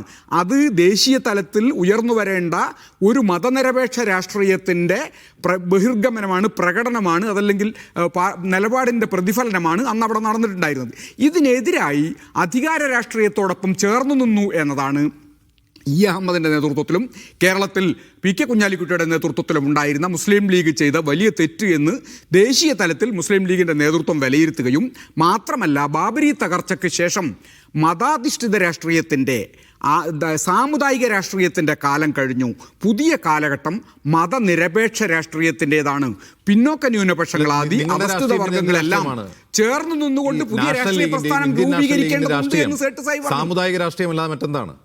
ഏത് നിങ്ങളുടെ രാഷ്ട്രീയം പിന്നെ എന്താ? ഒരിക്കലുമല്ല. അത് നിങ്ങളോട് ആരാ അജിംസെ പറഞ്ഞു തന്നത് ഞങ്ങളുടേത് സാമുദായിക രാഷ്ട്രീയമാണെന്ന്? സേട്ട് സാഹിബ് പാർട്ടി രൂപീകരിക്കുന്ന അന്ന് ഡൽഹിയിൽ നടത്തിയ അദ്ദേഹത്തിൻ്റെ പത്രസമ്മേളനത്തിലും പ്രഭാഷണത്തിലും മുഖ്യമായി ഉയർത്തിക്കൊണ്ടുവന്നത് സാമുദായിക രാഷ്ട്രീയത്തിന്റെ കാലം കഴിഞ്ഞു എന്നാണ്. സാമുദായിക രാഷ്ട്രീയത്തിന്റെ കാലം കഴിഞ്ഞു എന്ന് പറഞ്ഞ് മുസ്ലിം ലീഗിൽ നിന്ന് ഇറങ്ങി വന്ന ഇബ്രാഹിം സുലൈമാൻ സൈഡിനെയും അദ്ദേഹത്തിന്റെ പാർട്ടിയെയും LDFന്റെ പിന്നാമ്പുറത്ത് വരാന്തയിൽ എത്ര വർഷമാണ് നിർത്തിയത്? ഒരുപാട് കാലം. അത് ആരെങ്കിലും ചേർത്ത് നിർത്തുന്നുണ്ടോ? ലോകത്തിലെ ഏതെങ്കിലും രാഷ്ട്രീയ പാർട്ടിക്ക് ഒരു മുന്നണിയിൽ കയറാൻ 4 നൂറ്റാണ്ട് കാത്തിരിക്കേണ്ടി വന്നിട്ടുണ്ടോ? അത് അജിംസിന് തന്നെ അറിയാവുന്ന രാഷ്ട്രീയം ചരിത്രമാണല്ലോ അത്. ഞങ്ങൾ ഒരു മുന്നണിക്കകത്ത് കയറേണ്ടതുണ്ടോ എന്നതോ അതല്ലെങ്കിൽ മുന്നണി പരിഗണിക്കുന്നുണ്ടോ എന്നതോ അല്ല ഞങ്ങളുടെ രാഷ്ട്രീയം. മറിച്ച് ഒരു നിലപാട്, ദേശീയ തലത്തിൽ ഞങ്ങൾ എടുത്തിട്ടുള്ള ഒരു നിലപാട്, ആ നിലപാട് അക്കാലത്തെ രാഷ്ട്രീയത്തിൽ ഇടതുപക്ഷവുമായി യോജിച്ച് നിൽക്കാവുന്നതാണ്. അതുകൊണ്ട് തന്നെ മുന്നണിക്കകത്തായാലും പുറത്തായാലും അതുപോലെ വരാന്തയിലായാലും എവിടെയായാലും അവിടെ നിന്നുകൊണ്ട് സ്റ്റാൻഡ് ഉറപ്പിക്കുകയും ആ നിലപാട് പൊതുസമൂഹത്തോട് പറയുകയും ചെയ്യുക എന്ന സ്റ്റാൻഡാണ് നിലപാടാണ് അന്ന് സേഠ് സാഹിബ് എടുത്തിട്ടുള്ളത്. ഇന്നും അതേ നിലപാട് തന്നെയാണ്. അത് നവാസിന് അറിയില്ലാത്തത് കൊണ്ട്, നവാസിന് ആ ചരിത്രം അറിയില്ലാത്തത് കൊണ്ട് നവാസ് അത് പറഞ്ഞു എന്നത് മാത്രമാണ്. ഞങ്ങൾക്ക് മറ്റു ഒന്ന് രണ്ട് കാര്യങ്ങൾ കൂടി സൂചിപ്പിക്കാനുണ്ട്. ഇപ്പം നവാസും മറ്റുള്ളവരൊക്കെ സൂചിപ്പിച്ചല്ലോ ഈ തെരഞ്ഞെടുപ്പ് ഫലം വലിയ തോതിൽ ഇടതുവിരുദ്ധമാണ് എന്ന്. നേരത്തെ അജിംസ് തന്നെ പറഞ്ഞു 2010 അധികാര രാഷ്ട്രീയത്തിന്റെ ഭാഗമായി ഏതെങ്കിലും മുന്നണിയുടെ ഭാഗമായി ഒരു പാർട്ടി നിൽക്കുക എന്നുള്ളത് സ്വാഭാവികമാണ്. ഇപ്പോൾ നോക്കൂ, കഴിഞ്ഞ ലോക്സഭാ തെരഞ്ഞെടുപ്പിൽ INL തമിഴ്നാട്ടിൽ ഏത് മുന്നണിയിലായിരുന്നു? അന്ന് DMK യോടൊപ്പമായിരുന്നു. അവിടെ DMK അല്ല, ADMK ഒപ്പമായിരുന്നു. ADMK ആരാണ്? അവരാരുമായിട്ടാണ് സഖ്യം?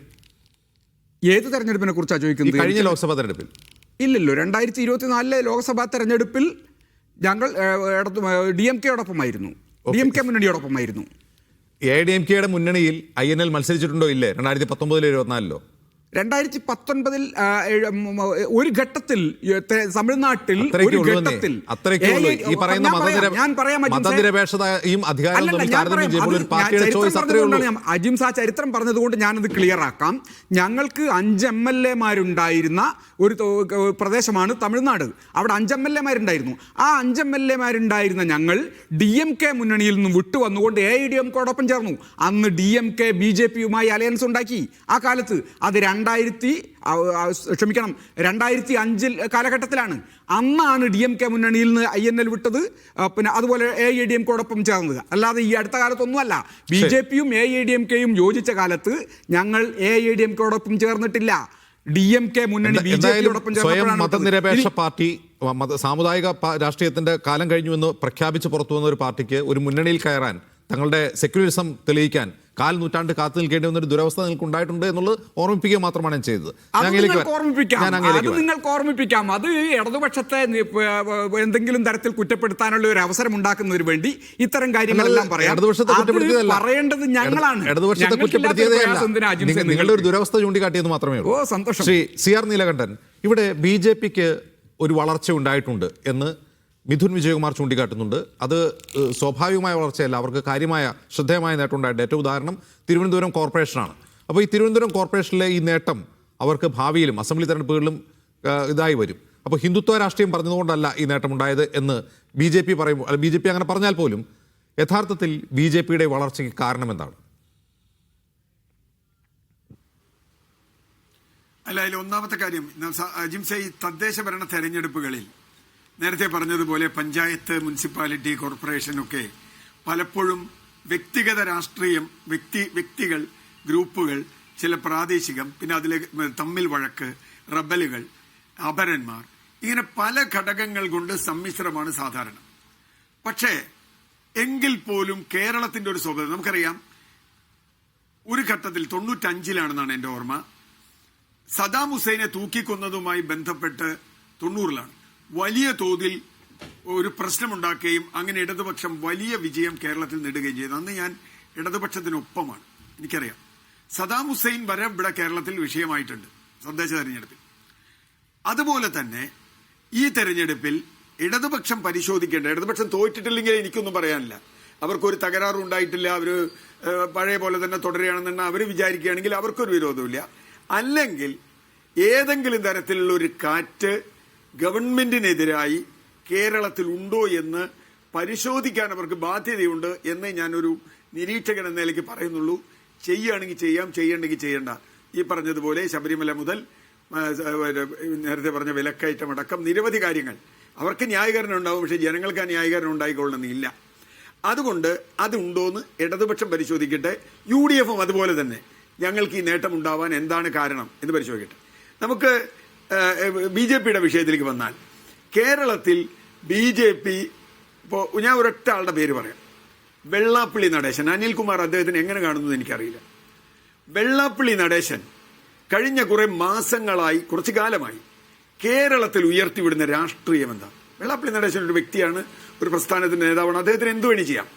പക്ഷേ അദ്ദേഹം പിണറായി വിജയൻ എന്ന് പറയുന്ന കേരള മുഖ്യമന്ത്രിയുടെ ഇടത്തും വലത്തും ഇരുന്നു കൊണ്ട് മുഖ്യമന്ത്രി എന്തിന് ഗുരുവിന്റെ പുതിയ കാലത്തെ അവതാരമാണ് എന്നുകൂടി പറഞ്ഞു വെച്ച വെള്ളാപ്പള്ളി നടേശന്റെ രാഷ്ട്രീയം യഥാർത്ഥത്തിൽ ഇടതുപക്ഷം സൂക്ഷിക്കേണ്ട ഒരു രാഷ്ട്രീയമാണ് എന്ന് ഞാൻ പറയുന്നുള്ളൂ. അതിന് കാരണം തിരുവനന്തപുരം നഗരസഭയിലെ തെരഞ്ഞെടുപ്പാണ്. അത് വെള്ളാപ്പള്ളി നടേശൻ തിരുവനന്തപുരം ചെയ്തു എന്നല്ല. ഒരു ധാരണ, ഒരു ചിന്ത അത് ജമാഅത്ത് ഇസ്ലാമിയുടെ കാര്യം പോട്ടെ, INL-ന്റെ കാര്യം പോട്ടെ, അതൊക്കെ പോട്ടെ, അതൊക്കെ നമുക്ക് വേണ്ടി വിടാം. പക്ഷേ ഒരു ഹിന്ദുത്വ രാഷ്ട്രീയത്തിലേക്ക് ഇടതുപക്ഷം പോകുന്നു. അതിന് കാരണം 2024 ലോക്സഭാ തെരഞ്ഞെടുപ്പിൽ ഇടതുപക്ഷത്തിനുണ്ടായ വലിയ വോട്ട് ചോർച്ച. അത് അനിൽകുമാർ സമ്മതിക്കില്ല, പക്ഷെ ഉണ്ടായി. പാർട്ടി തന്നെ വിലയിരുത്തിയിട്ടുണ്ടെന്നാണ് പുറത്തു വന്ന രേഖ. ഞാൻ കണ്ടിട്ടില്ല. പ്രത്യേകിച്ചും ആലപ്പുഴ, കൊല്ലം, ആറ്റിങ്ങൽ, തിരുവനന്തപുരം, കോട്ടയം ഒക്കെ വലിയ തോതിൽ CPM-ന് പരമ്പരാഗതമായി വോട്ട് ചെയ്തിരുന്ന ആളുകൾ മാറിപ്പോയി എന്ന് CPM വിലയിരുത്തുകയും അവരെ തിരിച്ചു കൊണ്ടുവരണമെങ്കിൽ അതിന് വേണ്ട നടപടികൾ എന്ന അർത്ഥത്തിൽ അതിൽ പല നടപടികളിൽ ഒന്നാണ് ജമാഅത്ത് ഇസ്ലാമി. അത്രേ ഉള്ളൂ. പല നടപടികളിൽ ഒന്നാണ്. അതിലൊരു നടപടി വെള്ളാപ്പള്ളി നടേശൻ എന്ന് പറയുന്ന കേരളത്തിലെ SNDP ജനറൽ സെക്രട്ടറിയെ കൂടെ നിർത്തുക എന്നുള്ളതാണ്. അദ്ദേഹം നടത്തിയ പ്രസ്താവനകളെ കുറിച്ച് അനിൽകുമാറിന് എന്താ അഭിപ്രായം എന്ന് എനിക്കറിയില്ല. അത് ഇവിടെ കേരളത്തിലെ പൊതുമണ്ഡലത്തിലുണ്ട്. അത് യഥാർത്ഥത്തിൽ ഗുണം ചെയ്തത് BJP-ക്കാണ് എന്ന് ഞാൻ പറയും. തിരുവനന്തപുരത്ത് മാത്രമല്ല, വേറെ പല സ്ഥലത്തും, കൊല്ലത്തും എന്താ കാര്യം, കൊല്ലത്തും ഗുണം ചെയ്തിട്ടുണ്ടാവും. അവിടുത്തെ ഭരണം കൊല്ലത്തും ഗുണം ചെയ്ത് ഉണ്ട്. അവിടുത്തെ ഭരണം, തിരുവനന്തപുരത്തെ ഭരണം അത്യന്തം മോശമായിരുന്നുവെന്ന് CPM-കാർ പോലും സമ്മതിക്കും. കാരണം എന്താ, ആ മേയറെ പിന്നെ തെരഞ്ഞെടുപ്പ് പ്രചരണത്തിന് കണ്ടിട്ടില്ല. നമ്മൾ 5 കൊല്ലം മേയറായിരുന്ന ഒരാളെ തെരഞ്ഞെടുപ്പ് പ്രചരണത്തിൽ മുമ്പിൽ നിർത്തില്ലേ? ഇപ്പോൾ അടുത്ത തെരഞ്ഞെടുപ്പിൽ ഞാൻ ഉദാഹരണം പറയാണ്, അടുത്ത തെരഞ്ഞെടുപ്പിൽ LDF മത്സരിക്കുമ്പോൾ പിണറായി വിജയൻ പറയണം ഞാൻ മത്സരിക്കുന്നില്ല എന്ന് പറഞ്ഞാൽ അദ്ദേഹം തെരഞ്ഞെടുപ്പ് പ്രചരണത്തിന് മുമ്പിൽ വേണം. എന്താ കാര്യം? അദ്ദേഹമാണ് ഈ 5 കൊല്ലം ഇവിടെ ഭരിച്ചത്, 10 കൊല്ലം ഭരിച്ചത്. ഈ തിരുവനന്തപുരത്ത് മേയർ കുട്ടിയെ കാണാനില്ല. എന്തുകൊണ്ട് കാണാനില്ല? ഈ ചോദ്യം BJP ചോദിച്ചു. അതിനവിടെ കാരണമുണ്ട്. BJP സംബന്ധിച്ചിടത്തോളം തിരുവനന്തപുരത്തെ കക്ഷിനില പ്രതിപക്ഷം BJP-യാണ്. അവിടുത്തെ ഒരുപാട് തെറ്റുകൾ, അവിടുത്തെ അഴിമതികൾ BJP ശക്തമായി സമരം ചെയ്തു. കോൺഗ്രസ് അവിടെ ദുർബലമാണ്, നമുക്കറിയാം. 10 സീറ്റ് 8, അത് 10-ൽ 2 പോയി 8 സീറ്റേ ഉണ്ടായിരുന്നുള്ളൂ. നേരെ മറിച്ച് കോൺഗ്രസ് ദുർബലവും BJP ശക്തമായ പ്രതിപക്ഷമാവുകയും ഒരു ഭരണവിരുദ്ധ വികാരം ഉണ്ടാവുകയും ചെയ്താൽ സ്വാഭാവികമായും അതിന്റെ ഗുണം പ്രതിപക്ഷത്തിന് വരും. കേരളത്തിൽ ഒട്ടുക്കത് UDF-ന് ഗുണമായെങ്കിൽ തിരുവനന്തപുരത്ത് അത് തുണച്ചത്, കാരണം കോൺഗ്രസ് ഇല്ല, UDF ദുർബലമാണ്. പക്ഷെ എങ്കിൽ പോലും കോൺഗ്രസ് 10-ൽ നിന്ന് 19-ലാക്കി കൂടി നമ്മൾ ആലോചിക്കണം. കോൺഗ്രസ് 10-ൽ നിന്ന് 19-ആക്കി. കോൺഗ്രസ് 10-ലാണ് നിന്നെങ്കിൽ BJP-ക്ക് 60-ആയത്. അതാണ് ഞാൻ കാണുന്ന ഒരു രാഷ്ട്രീയം. കോൺഗ്രസ് 10-ൽ നിന്നെങ്കിൽ BJP-ക്ക് 60-ആയത്. അപ്പോൾ ആ അർത്ഥത്തിൽ തിരുവനന്തപുരത്തെ ഒരു വളർച്ചയുണ്ട്. ഇനി BJP കോഴിക്കോട് നഗരസഭയിൽ കുറെ സീറ്റുകൾ കൂടി. തൃപ്പൂണിത്തുറ, എന്റെ അടുത്തുള്ള തൃപ്പൂണിത്തുറ നഗരസഭ അവർ പിടിച്ചു. ഇങ്ങനെ പാലക്കാട് നഗരസഭയിൽ കഴിഞ്ഞ തവണ ഭൂരിപക്ഷം ഉണ്ടായിരുന്നു, ഇത്തവണ ഭൂരിപക്ഷം ഇല്ല. അതുകൂടി നമ്മൾ നോക്കണം. പ്രധാന കക്ഷിയായി വന്നു, ഭരണം പോയി, ചില ഗ്രാമപഞ്ചായത്തുകൾ പോയി, ചില പന്തളം പോയി. അതൊക്കെ അത് ഞാൻ അതാ പറഞ്ഞേ. അങ്ങനെയൊക്കെ ഉണ്ട്.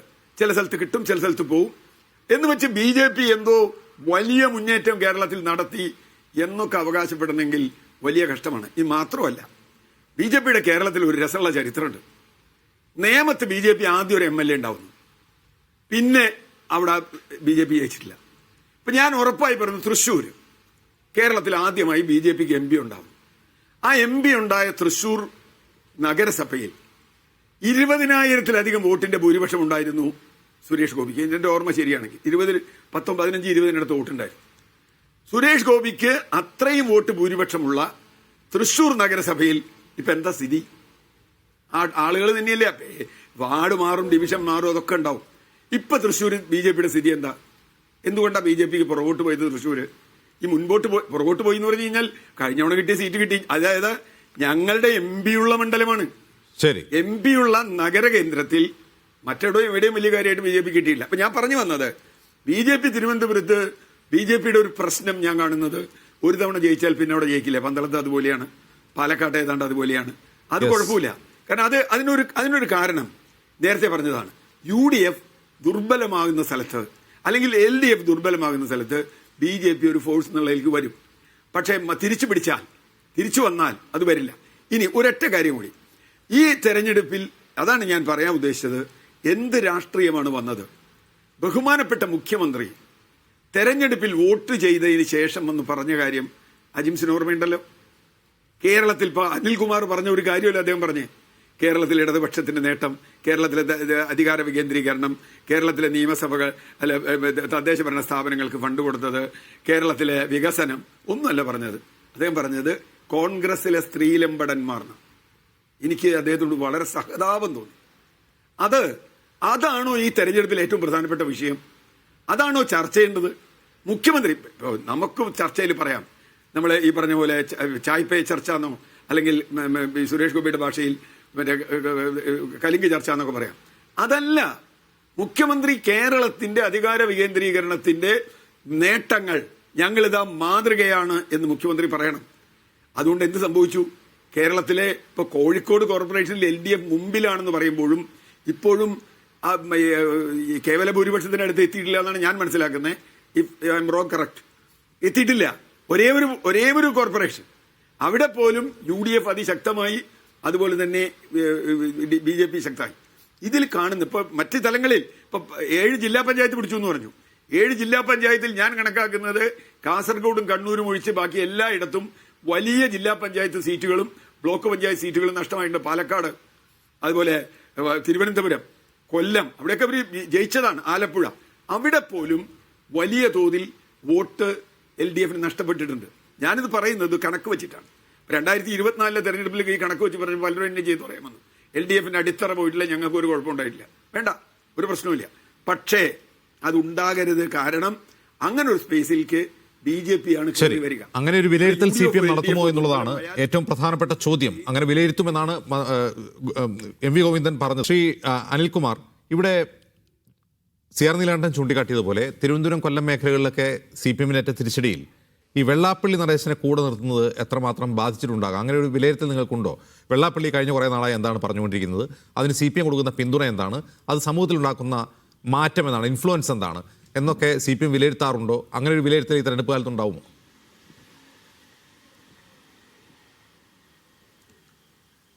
വെള്ളാപ്പള്ളി നടേശൻ ഒരു സമുദായ സംഘടനയുടെ അധ്യക്ഷൻ നിലയ്ക്ക് കേരളത്തിൽ പ്രവർത്തിക്കുമ്പോൾ അവരുടെ ജനാധിപത്യപരമായ ആവശ്യങ്ങളോട് പ്രതികരിക്കുക എന്നത് ഒരു സർക്കാരിൻ്റെ ചുമതലയാണ്.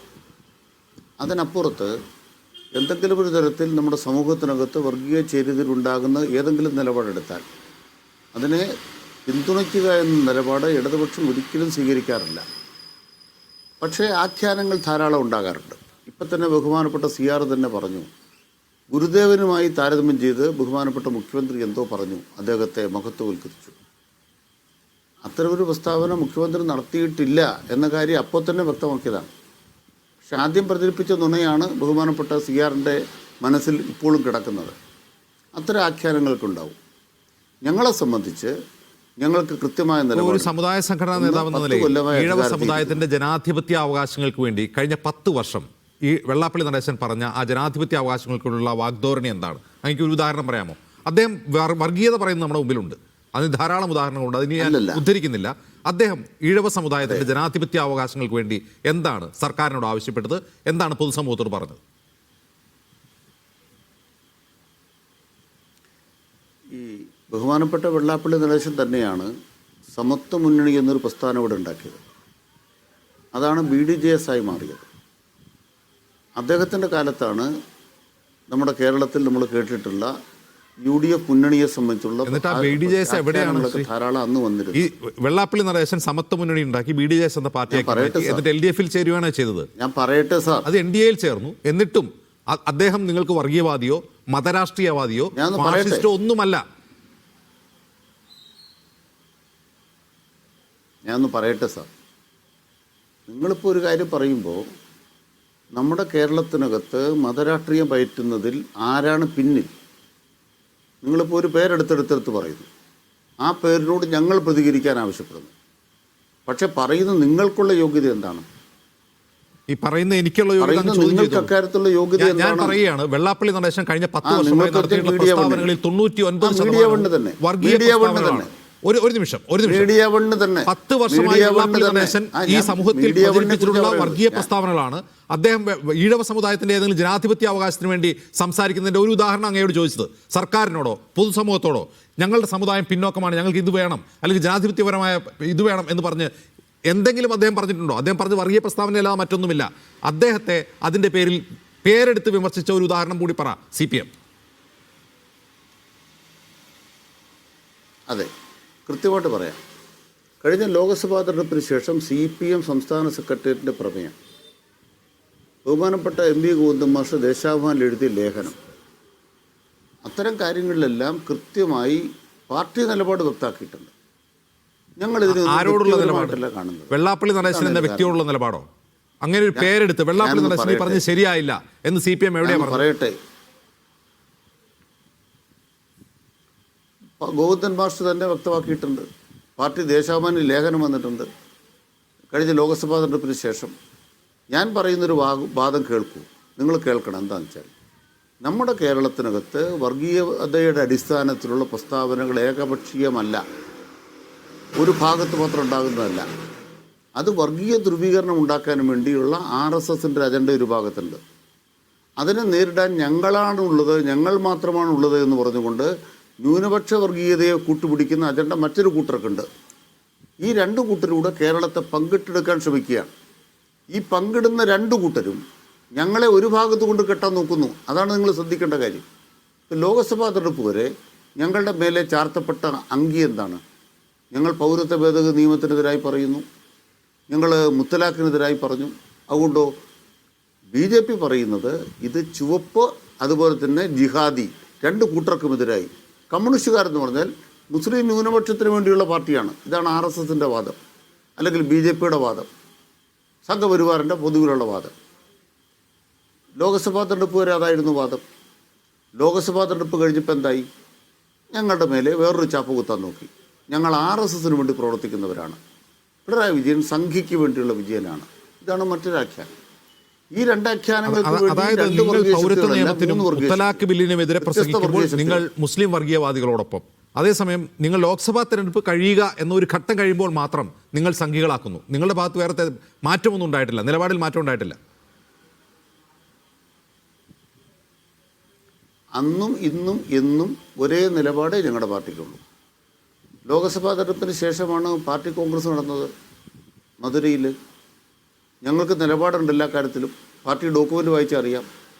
പക്ഷേ നമ്മുടെ സമൂഹത്തിനകത്ത് വർഗീയ ശക്തികൾ എങ്ങനെയാണ് പാർട്ടിയെ ചിത്രീകരിക്കുന്നത്? മലപ്പുറം ജില്ലയിൽ ഈഴവ സമുദായം ശ്വാസം മുട്ടിയാണ് കഴിയുന്നത്. അതിന് കാരണം അവിടെ മുസ്ലിം ലീഗിന്റെ ആധിപത്യമാണ്, മൃഗീയ ആധിപത്യമാണ് എന്ന് പറഞ്ഞ് നാക്ക് വായിലേക്കിട്ട വെള്ളാപ്പള്ളി നടേശനെ പിന്നെ കാണുന്നത് പിണറായി വിജയനോടൊപ്പം വേദി പങ്കിടുന്നതാണ്. അത് ഒരിക്കൽ പോലും തിരുത്താത്ത, പിന്നെയും സമാനമായ ആക്ഷേപങ്ങൾ, വർഗീയ പ്രസ്താവന നടത്തിയ വെള്ളാപ്പള്ളി നടേശൻ പിന്നെ കാണുന്നത് മുഖ്യമന്ത്രിയോടൊപ്പം സ്റ്റേറ്റ് കാറിലാണ്. ഈ മുഖ്യമന്ത്രി പിണറായി വിജയൻ അദ്ദേഹത്തിന് നാക്കുകൊണ്ട് വെള്ളാപ്പള്ളി നടേശൻ നിങ്ങൾ ഈ പറഞ്ഞത് ശരിയല്ല എന്ന് പറഞ്ഞൊരു ഉദാഹരണം പറയാമോ? അതെ, അദ്ദേഹത്തിൻ്റെ പ്രസ്താവനകളിൽ അസ്വീകാര്യമായ കാര്യമുണ്ടെന്ന് മുഖ്യമന്ത്രി തന്നെ വ്യക്തമാക്കിയത് നിങ്ങൾ കേട്ടിട്ടുണ്ടാവും. അദ്ദേഹം തന്നെ വ്യക്തമാക്കിയിട്ടുണ്ട്. ഞാൻ പറയുന്ന പോയിന്റ് എന്താണ്? നിങ്ങൾ ആഗ്രഹിക്കുന്ന വിധം ഞങ്ങൾ പറയണം. ഈ നാട്ടിൽ എല്ലാവരും വർത്തമാനം പറയാനുണ്ട്. ആ വർത്തമാനം പറയുന്നതിൽ ഞങ്ങൾക്ക് സ്വീകരിക്കാൻ പറ്റാത്ത ഞങ്ങൾ തള്ളിക്കളയും. ഞങ്ങൾക്ക് സ്വീകരിക്കാൻ പറ്റാത്ത ഞങ്ങൾ തള്ളിക്കളയും. ഞങ്ങൾ മതനിരപേക്ഷ രാഷ്ട്രീയത്തിൽ ഉറച്ചു നിൽക്കും. അതിന്റെ ഭാഗമായി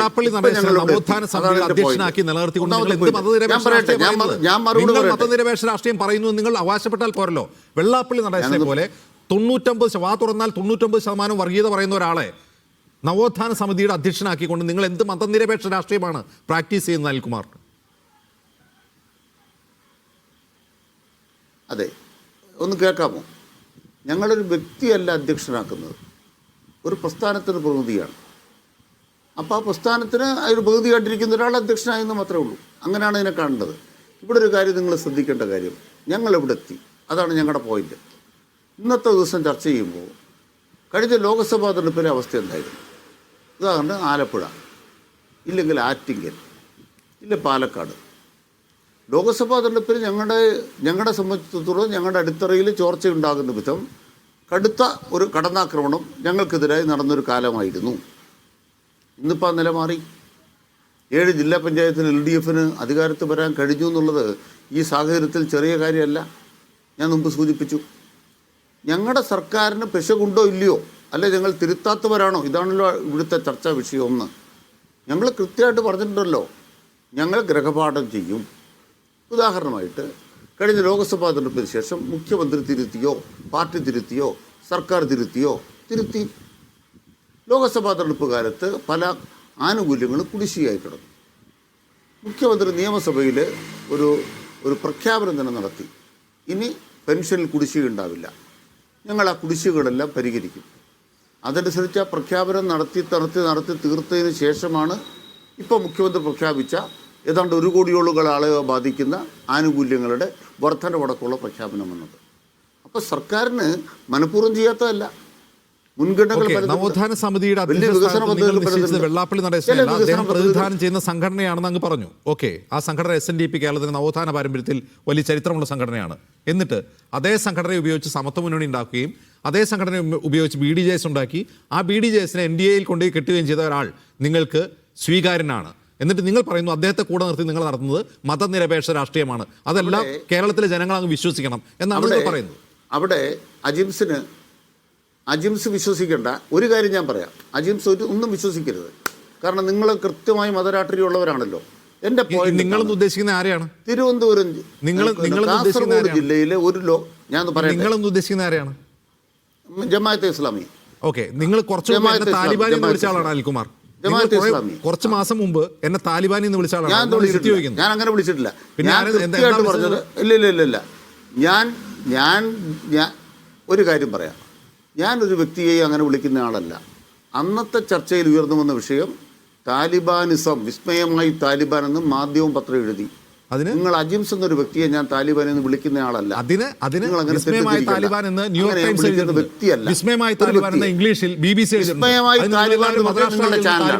നിങ്ങളുടെ മാധ്യമമാണ്, അത് ഞാൻ എതിർത്തിട്ടുണ്ട്.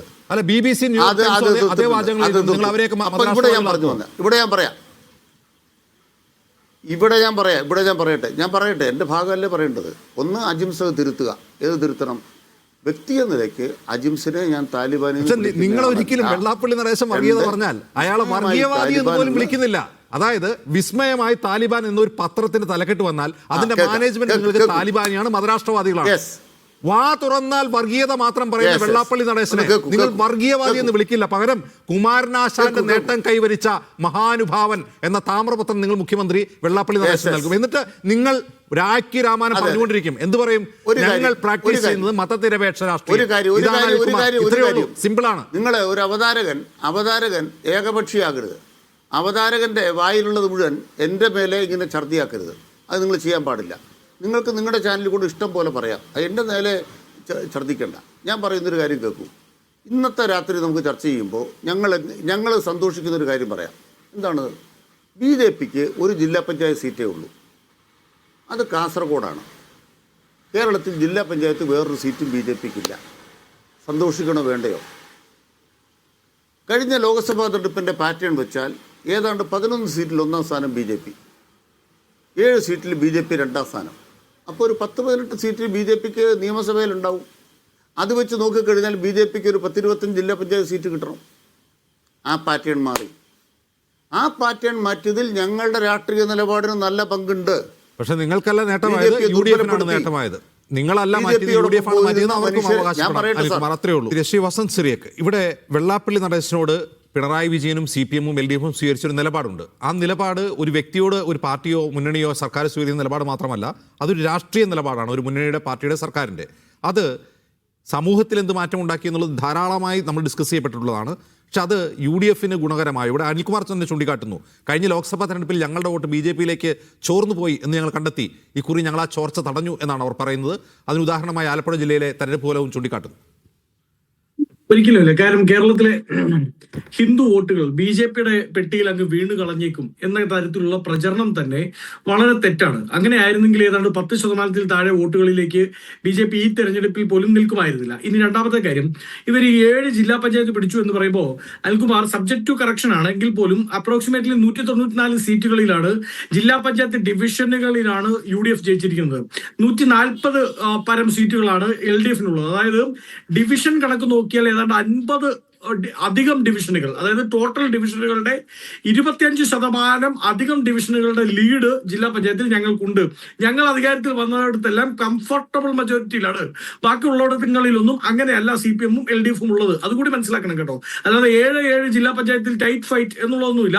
ജില്ലാ പഞ്ചായത്ത് ഡിവിഷനുകളിൽ ഞങ്ങൾ വളരെ ക്ലിയർ മെജോറിറ്റിയിൽ എത്തിയിട്ടുണ്ട്. ജില്ലാ പഞ്ചായത്ത് ഭരണത്തിൽ ഞങ്ങൾ എത്തിയിരിക്കുന്ന ഒരിടത്തും പോലും ഞങ്ങൾക്ക് ഏതെങ്കിലും ആടി കളിക്കട കുഞ്ഞിരാമ എന്ന് പറയുമ്പോൾ ആടി കളിച്ച് ഭരിക്കേണ്ട അവസ്ഥയുമില്ല.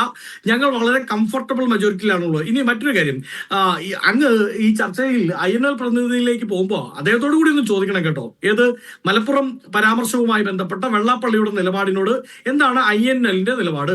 ഇനി ആ കേസിൽ കേസെടുക്കാതിരുന്ന സംസ്ഥാന സർക്കാരിന്റെ നിലപാടിനോട് എന്താണ് അദ്ദേഹത്തിന്റെ നിലപാട്?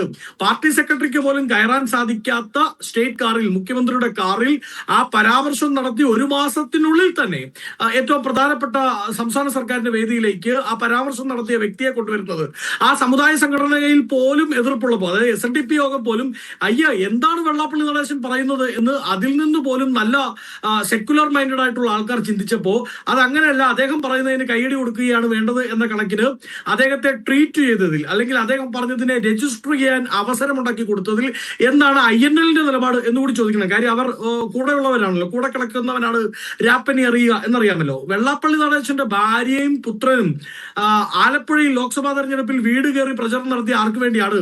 വെള്ളാപ്പള്ളി നടേശന്റെ മകൻ 6 സ്ഥാനാർത്ഥിയായിരുന്നു എന്നതൊക്കെ അനിൽകുമാർ ഒന്ന് ചിന്തിക്കുകയും പറയുകയും ചെയ്യുന്നത് നൽകുകയാണ്. അതായത് ഈ സെക്യുലർ ഹിന്ദു വോട്ടുകൾ ഉണ്ടല്ലോ, ആ വോട്ടുകളുടെ ഫ്രാക്ഷനെ കൂടെ നിർത്താൻ വേണ്ടി, അത് കൂടുതൽ വർഗീയമാകാതിരിക്കാൻ വേണ്ടി ഏതെങ്കിലും വർഗീയത പറയുന്ന കുറെ പേരെ കൂടെ ചേർക്കുക എന്നുള്ളതല്ല ശരിയായ നിലപാടെന്ന് കേരളത്തിന്റെ പൊതുമനസാക്ഷി ഇന്ന് രജിസ്റ്റർ ചെയ്തിട്ടുണ്ട്. നോക്കൂ, ഇവിടെയുള്ള വോട്ടുകൾ ഉണ്ടല്ലോ, ആ വോട്ടുകളിൽ ഞാൻ പൂർണ്ണമായും കണ്ണടച്ച് ഇരുട്ടാക്കുന്നില്ല. ഹിന്ദുവിലും ക്രിസ്ത്യാനിയിലും മുസൽമാനിലും ഒക്കെ ഒരു പരിധി വരെ ചെറിയ വർഗീയ ഫ്രാക്ഷനുകൾ ഉണ്ട്. പക്ഷെ അതിനൊക്കെ അപ്പുറത്തൊരു സെക്യുലർ മൈൻഡഡ് ഫ്രാക്ഷൻസ് ആണ് കൂടുതലുമുള്ളത്. അവർ അതാത് കാലങ്ങളിൽ അവരെ നേരിട്ട് ബാധിക്കുന്ന വിഷയങ്ങൾ ഇരട്ട നിലപാടെടുക്കുന്നവർ, ആ ഇരട്ട നിലപാടെടുക്കുന്നവരെ അവർ കൃത്യമായി അറിയുന്നുണ്ട്. അതാണ് ഞാൻ നേരത്തെ സൂചിപ്പിച്ചത്. ഈ PMC അടക്കമുള്ള വിഷയങ്ങളിൽ RSSുമായി സന്ധി ചെയ്ത പിണറായി വിജയനെ ഇവിടുത്തെ മുസ്ലിം സമൂഹവും ക്രിസ്ത്യൻ സമൂഹവും സെക്യുലറായി ചിന്തിക്കുന്ന ഹിന്ദു സമൂഹം കണ്ടു. RSS ഇരിക്കാൻ പറയുമ്പോൾ കിടക്കുന്ന, നടക്കാൻ പറയുമ്പോൾ മുട്ടിലിഴയുന്ന ഒരു സംസ്ഥാന സർക്കാരിനെ ആര് കണ്ടു? ഇവിടുത്തെ സെക്യുലർ മൈൻഡഡ് പീപ്പിൾ ആയിട്ടുള്ള ഹിന്ദു കണ്ടു, മുസ്ലിം കണ്ടു, ക്രിസ്ത്യാനി കണ്ടു. അപ്പോ സംഘ് പരിവാറിന് അവരുടെ അജണ്ട നടപ്പിലാക്കാൻ വേണ്ടി ഇവിടെ BJP അധികാരത്തിൽ വരേണ്ടതില്ല എന്ന യാഥാർത്ഥ്യം ഇവിടുത്തെ സെക്യുലർ ആയിട്ടുള്ള ആൾക്കാർ മനസ്സിലാക്കുകയാണ്. അവർക്ക് സംഘ് പരിവാറിന്റെ അജണ്ട നടപ്പിലാക്കാൻ അവർ CPM-നെ ഉപയോഗിക്കുന്നുണ്ട് എന്ന് അവർക്ക് കൃത്യമായി മനസ്സിലായി കഴിഞ്ഞു. കാര്യം എത്രമാത്രം മലീവസമായിരുന്നു അജിംസ് കഴിഞ്ഞ 1 വർഷക്കാലം ഈ സംസ്ഥാനത്തെ രാഷ്ട്രീയ രംഗം എന്നത് അങ്ങേക്ക് തന്നെ അറിയാമല്ലോ. ഏതൊക്കെ സൈഡിൽ നിന്ന് ഇന്ന് ഏതൊക്കെ സൈഡിലുള്ള വർഗീയ പരാമർശങ്ങളാണ് വന്നത്. ആയതിനോടൊക്കെ സംസ്ഥാന സർക്കാർ എടുത്തു പോകുന്ന നിലപാട് എന്താണ് നമ്മൾ കണ്ടതല്ലേ. അപ്പോ അധികാരത്തിലേക്ക് വരാൻ വേണ്ടി ആരുടെയും കൂടെ ചേരും. അതായത് കോൺഗ്രസിനെ തോപ്പിക്കാൻ ഏത് ചെകുത്താന്റെയും കൂട്ടുകൂടാം എന്ന ഇവരുടെ താത്വിക ആചാര്യന്റെ പഴയ സ്റ്റേറ്റ്മെന്റ് ഉണ്ടല്ലോ, അതുപോലെ കോൺഗ്രസിനെ തോപ്പിക്കുക എന്നതിനപ്പുറത്ത് അധികാരത്തിന്റെ ആ ശീതളമ നുണയാൻ വേണ്ടി ആരോടും കൂട്ടുചേരാം, ഏത് പ്രസ്താവനയും പിന്തുണയ്ക്കാം, ആ പ്രസ്താവനകൾക്ക് മുഴുവൻ കയ്യടി കൊടുക്കാം എന്നുള്ള നിലപാടിലേക്ക് ഇവർ എത്തിച്ചേർന്നിരിക്കുകയാണ്. അത് ഇവരുടെ വലിയ പതനത്തിലേക്കാണ് നയിക്കാൻ പോകുന്നത്. കാര്യം ബംഗാളിലടക്കം വിവിധ സംസ്ഥാനങ്ങളിൽ, ത്രിപുരയിലടക്കം ഇവർ പുറകിൽ പോയ പലയിടങ്ങളിലും നമ്മൾ ഇത് മുമ്പ് കണ്ടതാണ്. അതായത് ഇവർ സോഷ്യൽ എഞ്ചിനീയറിംഗ് എന്ന പേരിൽ വർഗീയ കക്ഷികൾ അതാത് കാലങ്ങളിൽ ആരാണോ അവർക്ക് അനുകൂലമാകുന്നത്, ഏത് കാറ്റ്, തെക്കോട്ട് കാറ്റ് വീഴ്ചയാലാണോ വടക്കോട്ട് കാറ്റ് വീഴ്ചയാലാണോ അനുകൂലമാകുക, ആ സൈഡിലേക്ക് ഫാൻ തിരിച്ചു വെക്കുന്ന ഒരു സോഷ്യൽ എഞ്ചിനീയറിംഗ് എന്ന് ഓമന പേരിട്ട് വിളിക്കുന്ന വർഗീയത CPM ഇന്നും ഇന്നലെയും തുടങ്ങിയതല്ല. അതുകൊണ്ട് ഞങ്ങൾ സോഷ്യൽ എഞ്ചിനീയറിംഗ് എന്നല്ല പറയുന്നത്, ഞങ്ങൾ സോഷ്യൽ ജസ്റ്റിസിന് വേണ്ടിയാണ് നിലകൊണ്ടത്. അതുകൊണ്ടാണ് ശബരിമല സമരത്തിൽ നിങ്ങൾക്ക് കോൺഗ്രസിനെ കാണാം, അതുകൊണ്ടാണ് പൗരത്വ സമരത്തിൽ നിങ്ങൾക്ക് കോൺഗ്രസിനെ കാണാം, അതുകൊണ്ടാണ് വിവിധ ന്യൂനപക്ഷ വിഷയങ്ങളിൽ നിങ്ങൾക്ക് കോൺഗ്രസിനെ കാണാൻ സാധിക്കുന്നത്. ഇനി അദ്ദേഹം നേരത്തെ ക്രിസ്ത്യൻ സമുദായത്തിന്റെ കാസ അടക്കമുള്ള കാര്യങ്ങളെ പറ്റി പറഞ്ഞു. നോക്കൂ, അദ്ദേഹവും ഞാനും ഇരിക്കുന്ന കോട്ടയത്ത് UDF ആണ് കേട്ടോ ലീഡ്. അദ്ദേഹവും ഞാനും ഇരിക്കുന്ന കോട്ടയത്ത് BJPക്ക് വലിയ മുന്നേറ്റമൊന്നും ഉണ്ടാക്കാൻ, വലിയതൊന്നല്ല നേരിയ തോതിൽ പോലും മുന്നേറ്റം ഉണ്ടാക്കാൻ സാധിച്ചിട്ടില്ല. അതായത് ഈ കേരളത്തിന്റെ പൊതുമനസാക്ഷി പൂർണ്ണമായി ചിന്തിക്കുന്നത് സെക്യുലറായ ആണ്. അതിൽ ചില ഫ്രാക്ഷനുകളെ കൂട്ടുപിടിച്ച് ഇരട്ട നിലപാടുകൾ സ്വീകരിച്ച് വർഗീയതയ്ക്ക് ഈ ചുമപ്പൻ പരവതാനി ഇട്ട് കൊടുക്കുന്ന പണിയുണ്ടല്ലോ, അതിനി വേണ്ട CPM-യെ എന്ന് കേരളത്തിലെ ജനം അവരോട് അവർക്ക് തിരിച്ചറിയാൻ പറ്റിയില്ലെങ്കിൽ ശ്രീ PK നവാസ്, ഇവിടെ വെള്ളാപ്പള്ളി നടേശൻ മലപ്പുറത്തെ കുറിച്ച് പറഞ്ഞതും അതിനെ പിന്നീട് CPM എങ്ങനെയാണ് അക്നോളജ് ചെയ്തതെന്നുള്ളത് നമ്മുടെ മുമ്പിൽ റെക്കോർഡിക്കലാണ്. അതെന്താണ് പിന്നീട് സംഭവിച്ചതെന്നുള്ളത്. പക്ഷേ മലപ്പുറത്തെ ഇന്നത്തെ റിസൾട്ട് നോക്കുക. ജില്ലാ പഞ്ചായത്തിൽ LDF ഒരു പ്രതിപക്ഷം പോലുമല്ല, ഒരു ക്ലീൻ സ്വീപ്പാണ്. ഇപ്പോൾ മലപ്പുറത്തെക്കുറിച്ചുള്ള അത്തരം പരാമർശങ്ങൾ മലപ്പുറത്തുകാരുടെ വോട്ടിംഗ് പാറ്റേൺ സ്വാധീനിച്ചിട്ടുണ്ടാവുമോ? തീർച്ചയായും ഞാൻ അതിലേക്കാണ് വരാൻ നിന്നത്. ഈ വെള്ളാപ്പള്ളി നടേശന്റെ പ്രസ്താവനകളോട് ഗവൺമെന്റ് പ്രതികരിച്ചില്ല, ഗവൺമെന്റ് നടപടിയെടുത്തില്ല എന്നതൊക്കെ ശരിയാണ്. പക്ഷെ ജനങ്ങൾ പ്രതികരിച്ചു എന്നാണ് യഥാർത്ഥത്തിൽ മലപ്പുറം ജില്ല റിസൾട്ട് പറയുന്നത്. പ്രതിപക്ഷമില്ലാത്ത ഒരു ജില്ലാ പഞ്ചായത്ത് ഈ ജില്ലയുടെ ചരിത്രത്തിൽ ആദ്യം 33 ഡിവിഷനും മലപ്പുറം ജില്ലയിൽ ഐക്യ ജനാധിപത്യ മുന്നണി ജയിക്കുന്നു. 15 ബ്ലോക്ക് പഞ്ചായത്തിൽ 15 ബ്ലോക്ക് പഞ്ചായത്തും ഐക്യ ജനാധിപത്യ മുന്നണി ജയിക്കുന്നു. 12 മുനിസിപ്പാലിറ്റിയിൽ 11 മുനിസിപ്പാലിറ്റിയും ഐക്യ ജനാധിപത്യ മുന്നണി ജയിക്കുന്നു. 94 ഗ്രാമപഞ്ചായത്തിൽ ഏകദേശം 90ഓളം പഞ്ചായത്തുകളിൽ LDF അല്ലാത്ത സംഘടന മുന്നണി അധികാരത്തിൽ വരുന്നു. എന്ന് വെച്ചാൽ മലപ്പുറം ജില്ലയെക്കുറിച്ചുള്ള വെള്ളാപ്പള്ളി നടേശന്റെ പ്രസ്താവനയും പിണറായി വിജയന്റെ ഹിന്ദു ദിനപത്രത്തിന് കൊടുത്ത പ്രസ്താവനയും മലപ്പുറം ജില്ലയെ ഒരു ക്രിമിനൽ ക്യാപിറ്റൽ ആക്കാൻ വേണ്ടി ശ്രമിച്ചതൊക്കെ ഞങ്ങൾ ഈ പഞ്ചായത്ത് തെരഞ്ഞെടുപ്പിൽ നിരന്തരമായി ചർച്ച കൊണ്ടുവന്നതാണ്. ഒരു ജില്ലയെ ആക്ഷേപിക്കുകയും അധിക്ഷേപിക്കുകയും അതുവഴി ഒരു ജനതയെ ഇകഴ്ത്തി കാണിക്കുകയും ചെയ്യുന്നതിനെതിരെ വലിയ പ്രതിഷേധം ഞങ്ങൾ ഉയർത്തിക്കൊണ്ടുവന്നതാണ്. ആ പ്രതിഷേധത്തിന്റെ റിസൾട്ട് മലപ്പുറം ജില്ലയ്ക്കകത്ത് സമ്പൂർണ്ണമായി ഉണ്ടായി എന്ന കാര്യത്തിൽ ഞങ്ങൾക്ക് തർക്കമൊന്നുമില്ല. മാത്രമല്ല, ഞാൻ 2 കാര്യം കൂടി അജിംസ് കൂട്ടിച്ചേർക്കുകയാണ്. ഒന്ന്, അജിംസ് ഒരു ചോദ്യം ചോദിച്ചു NK അബ്ദുൽ അസീസിനോട്. ഞാൻ വളരെ അത്ഭുതത്തോടു കൂടിയാണ് ആ ഉത്തരം അദ്ദേഹത്തിൽ നിന്ന് കേട്ടത്. അദ്ദേഹം പറഞ്ഞത് ഇത് INL രൂപീകരിക്കുന്ന കാലത്ത് ഞാനില്ല, അതുകൊണ്ട് നവാസിനത് അറിയാഞ്ഞിട്ടായിരിക്കും എന്നാണ്. രാജ്യത്തിന്റെ സ്വാതന്ത്ര്യ സമരത്തെക്കുറിച്ച് അങ്ങനെയാണെങ്കിൽ അബ്ദുൽ അസീസിനൊന്നും സംസാരിക്കാൻ പറ്റുന്ന സാഹചര്യം ഉണ്ടാവില്ല, കാരണം അന്ന് അദ്ദേഹം ഇല്ലല്ലോ. നോക്കൂ, നിങ്ങൾ ചോദിച്ചൊരു ചോദ്യമുണ്ട് INLകാരോട്, സാമുദായിക രാഷ്ട്രീയമാണോ INL കൈകാര്യം ചെയ്യുന്നതെന്ന്. ഒരു ഉളുപ്പുമില്ലാതെ അദ്ദേഹം പറഞ്ഞ മറുപടി നോക്ക്, അങ്ങനെ ഒരു രാഷ്ട്രീയമല്ല ഞങ്ങൾ കൈകാര്യം ചെയ്യുന്നതെന്ന്.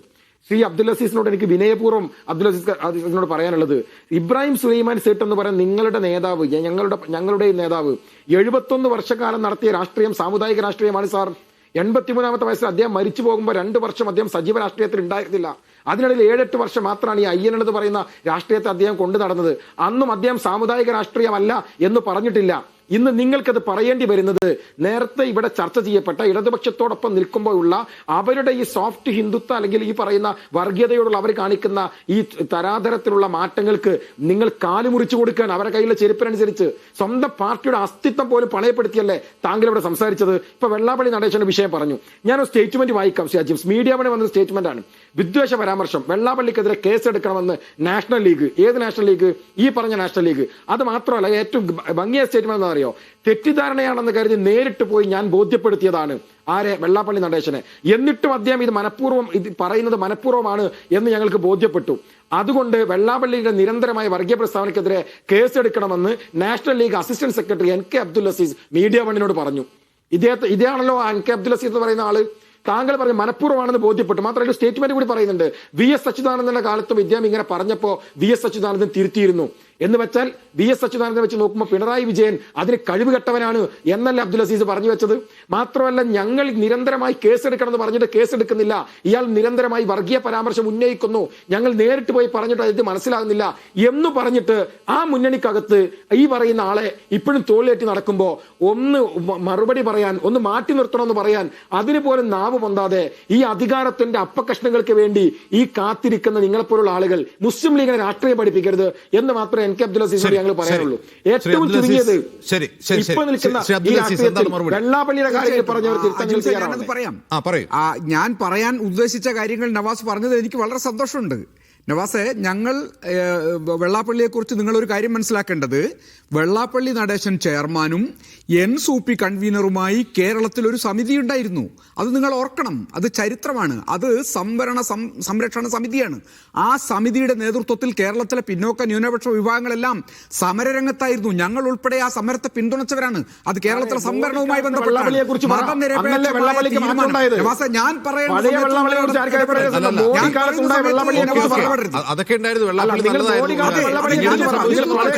എനിക്കത് പറഞ്ഞു തീർക്കാൻ അവസരം തരണ്ടേ?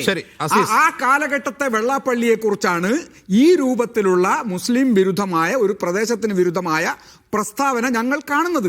ഉടനെ ഞങ്ങൾ അദ്ദേഹവുമായി കോൺടാക്ട് ചെയ്തു, അദ്ദേഹവുമായി ബന്ധപ്പെട്ടപ്പോൾ എനിക്ക് നേരിട്ട് സംസാരിക്കാനുണ്ട്. ഞങ്ങൾ അദ്ദേഹത്തെ പോയി കണ്ടല്ലോ. കോഴിക്കോട് നൗഷാദ് എന്നൊരു യുവാവ് അത് ആ കാലത്ത് ശക്തമായി അതിനെതിരായി പ്രതികരിച്ചിട്ടുള്ള ആളാണ് മുഖ്യമന്ത്രി. അല്ലല്ല, എനിക്കിത് വിശദീകരിക്കണ്ടേ? പിണറായി കേസെടുത്തോ? ഞാനത് വിശദീകരിച്ചോട്ടെ പ്ലീസ്, എനിക്കൊരു സമയം തരൂ. ശരി, നിങ്ങൾ ഏകപക്ഷീയമായി പറഞ്ഞാൽ എങ്ങനെയാ നടക്കുന്നത്?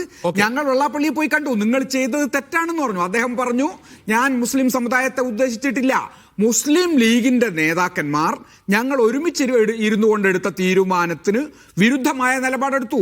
അവർ ഞങ്ങളുടെ ചില സ്ഥാപനങ്ങൾക്ക് അംഗീകാരം നോക്കൂ, ഈ മലപ്പുറം പ്രസ്താവനയ്ക്ക് ശേഷം ഈ തദ്ദേശ തെരഞ്ഞെടുപ്പ് വരെ ഈ വിദ്വേഷ പ്രസ്താവനയ്ക്ക് ശേഷം തദ്ദേശ തെരഞ്ഞെടുപ്പ് വരെ വെള്ളാപ്പള്ളി നടത്തി നടത്തിയിട്ടുള്ള വർഗീയ പ്രസ്താവനയുടെ ലിസ്റ്റ് വേണം നിങ്ങൾക്ക്. വർഗീയ പ്രസ്താവനകളുടെ അത് ഏതെങ്കിലും കമ്മ്യൂണിറ്റിക്കെതിരെയല്ല, മുസ്ലിം സമുദായത്തിനെതിരെ മാത്രമല്ല, കോട്ടയത്ത് ക്രിസ്ത്യാനികൾക്കെതിരെ അദ്ദേഹം വർഗീയത വിളമ്പി. ഇതൊക്കെ ഓൺ റെക്കോർഡാണ്. അതെ, ഒരു സംശയവുമില്ല. അദ്ദേഹത്തിന്റെ വർഗീയ പ്രചാരണങ്ങൾക്ക് ഞങ്ങൾ എതിരാണ്.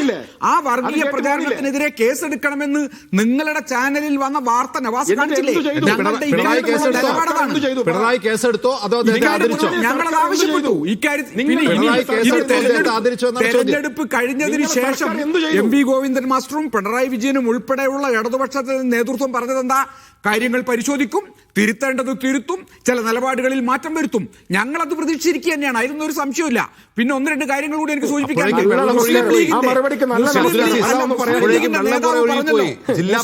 പ്രതിപക്ഷമില്ലാത്ത അവസ്ഥയായി മലപ്പുറത്ത്. ഇത്തിരി പറയുന്ന കാര്യത്തിൽ ഇത്തിരി വിവേകമുള്ള കാര്യം പറയണ്ടേ?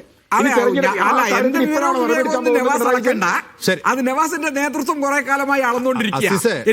അവിടെ പോയിരുന്നിട്ട് അത് ലീഗിനെതിരെ പറഞ്ഞപ്പോ ഉളുപ്പിലാതെ കേട്ട് പോന്നില്ലേ? അത് ലീഗിനെതിരെ മുസ്ലിം ലീഗ് ഈഴവ സമുദായത്തെ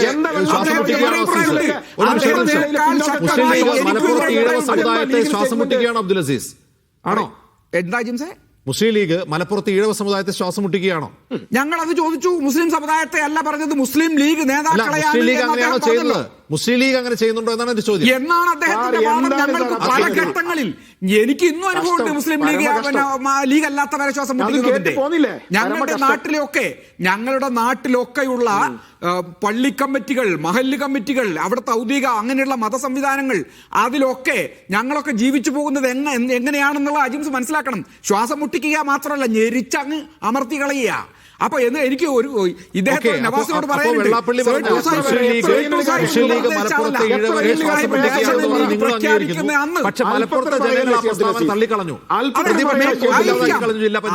മലപ്പുറത്തെ ജനങ്ങൾ തള്ളിക്കളഞ്ഞു എന്നാൽ മലപ്പുറത്തെ മുസ്ലിം ലീഗ് തള്ളിക്കളഞ്ഞു.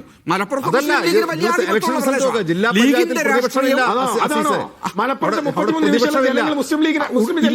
മുസ്ലിം ലീഗിന്റെ രാഷ്ട്രീയം മുസ്ലിം ലീഗ് നടപ്പാക്കി. മാത്രമല്ല അവരാ പ്രദേശത്തുള്ള മുഴുവൻ അവരെ അനുകൂലിക്കുന്ന വിഭാഗങ്ങളെയും അവർ മാറ്റി നിർത്തിയവരെയും എല്ലാം ചേർത്ത് നിർത്തിക്കൊണ്ട് വിജയിച്ചു. അവിടെ ഒരു സമുദായത്തെ ശ്വാസം മുട്ടിച്ചു കൊല്ലാൻ ശ്രമിച്ചു എന്ന് നിങ്ങൾ ജനങ്ങളോട് പറഞ്ഞു, നിങ്ങളും പറഞ്ഞു. അതിൽ ജനങ്ങൾ കൊടുത്ത മറുപടി അവിടെ പ്രതിപക്ഷം പോലും ഇല്ലാത്ത രീതിയിൽ നേരത്തെ സൂചിപ്പിച്ചതുപോലെ എന്തുകൊണ്ട് പറഞ്ഞു എന്ന് ഞങ്ങൾ ചോദിച്ചു. ഞങ്ങൾക്ക് തൃപ്തികരമായ മറുപടി കിട്ടി. പക്ഷേ തുടർന്നും അദ്ദേഹത്തിന്റെ പ്രസ്താവന ഇതുപോലെ തന്നെയായപ്പോ അദ്ദേഹം തിരുത്താൻ പോകുന്നില്ല, നടപടിയെടുക്കണം എന്ന് ഞങ്ങൾ ആവശ്യപ്പെട്ടു. പിന്നെ നവാസിനോട് എനിക്കൊരു കാര്യം പറയാനുള്ളത്, ഈ അജിംസിന്റെ സ്ഥാപനമായ മീഡിയ വണ്ണിന്റെ പ്രിന്റ് മീഡിയ മാധ്യമം, ആ മാധ്യമം 1994 ഏപ്രിൽ 24 ഇറങ്ങിയ മാധ്യമ പത്രത്തിന്റെ 1-ാം പേജിൽ വന്ന ആ പ്രസംഗത്തിൽ സേഠ് സാഹിബ് പറഞ്ഞത് മതാധിഷ്ഠിത രാഷ്ട്രീയത്തിന്റെ കാലം കഴിഞ്ഞു, ഇനി മതനിരപേക്ഷ രാഷ്ട്രീയത്തിന്റെ കാലമാണ്. പിന്നോക്ക ന്യൂനപക്ഷങ്ങൾ യോജിച്ചു നിന്നുകൊണ്ട് സംഘുപരിവാർ ഫാഷിസത്തെയും ന്യൂനപക്ഷ വിരുദ്ധം ഉൾപ്പെടെയുള്ള രാജ്യത്തെ രാഷ്ട്രീയത്തെയും എതിർക്കേണ്ടതുണ്ട്. ഇത് വന്നത് മാധ്യമ അങ്ങനെ പറഞ്ഞിട്ടില്ല.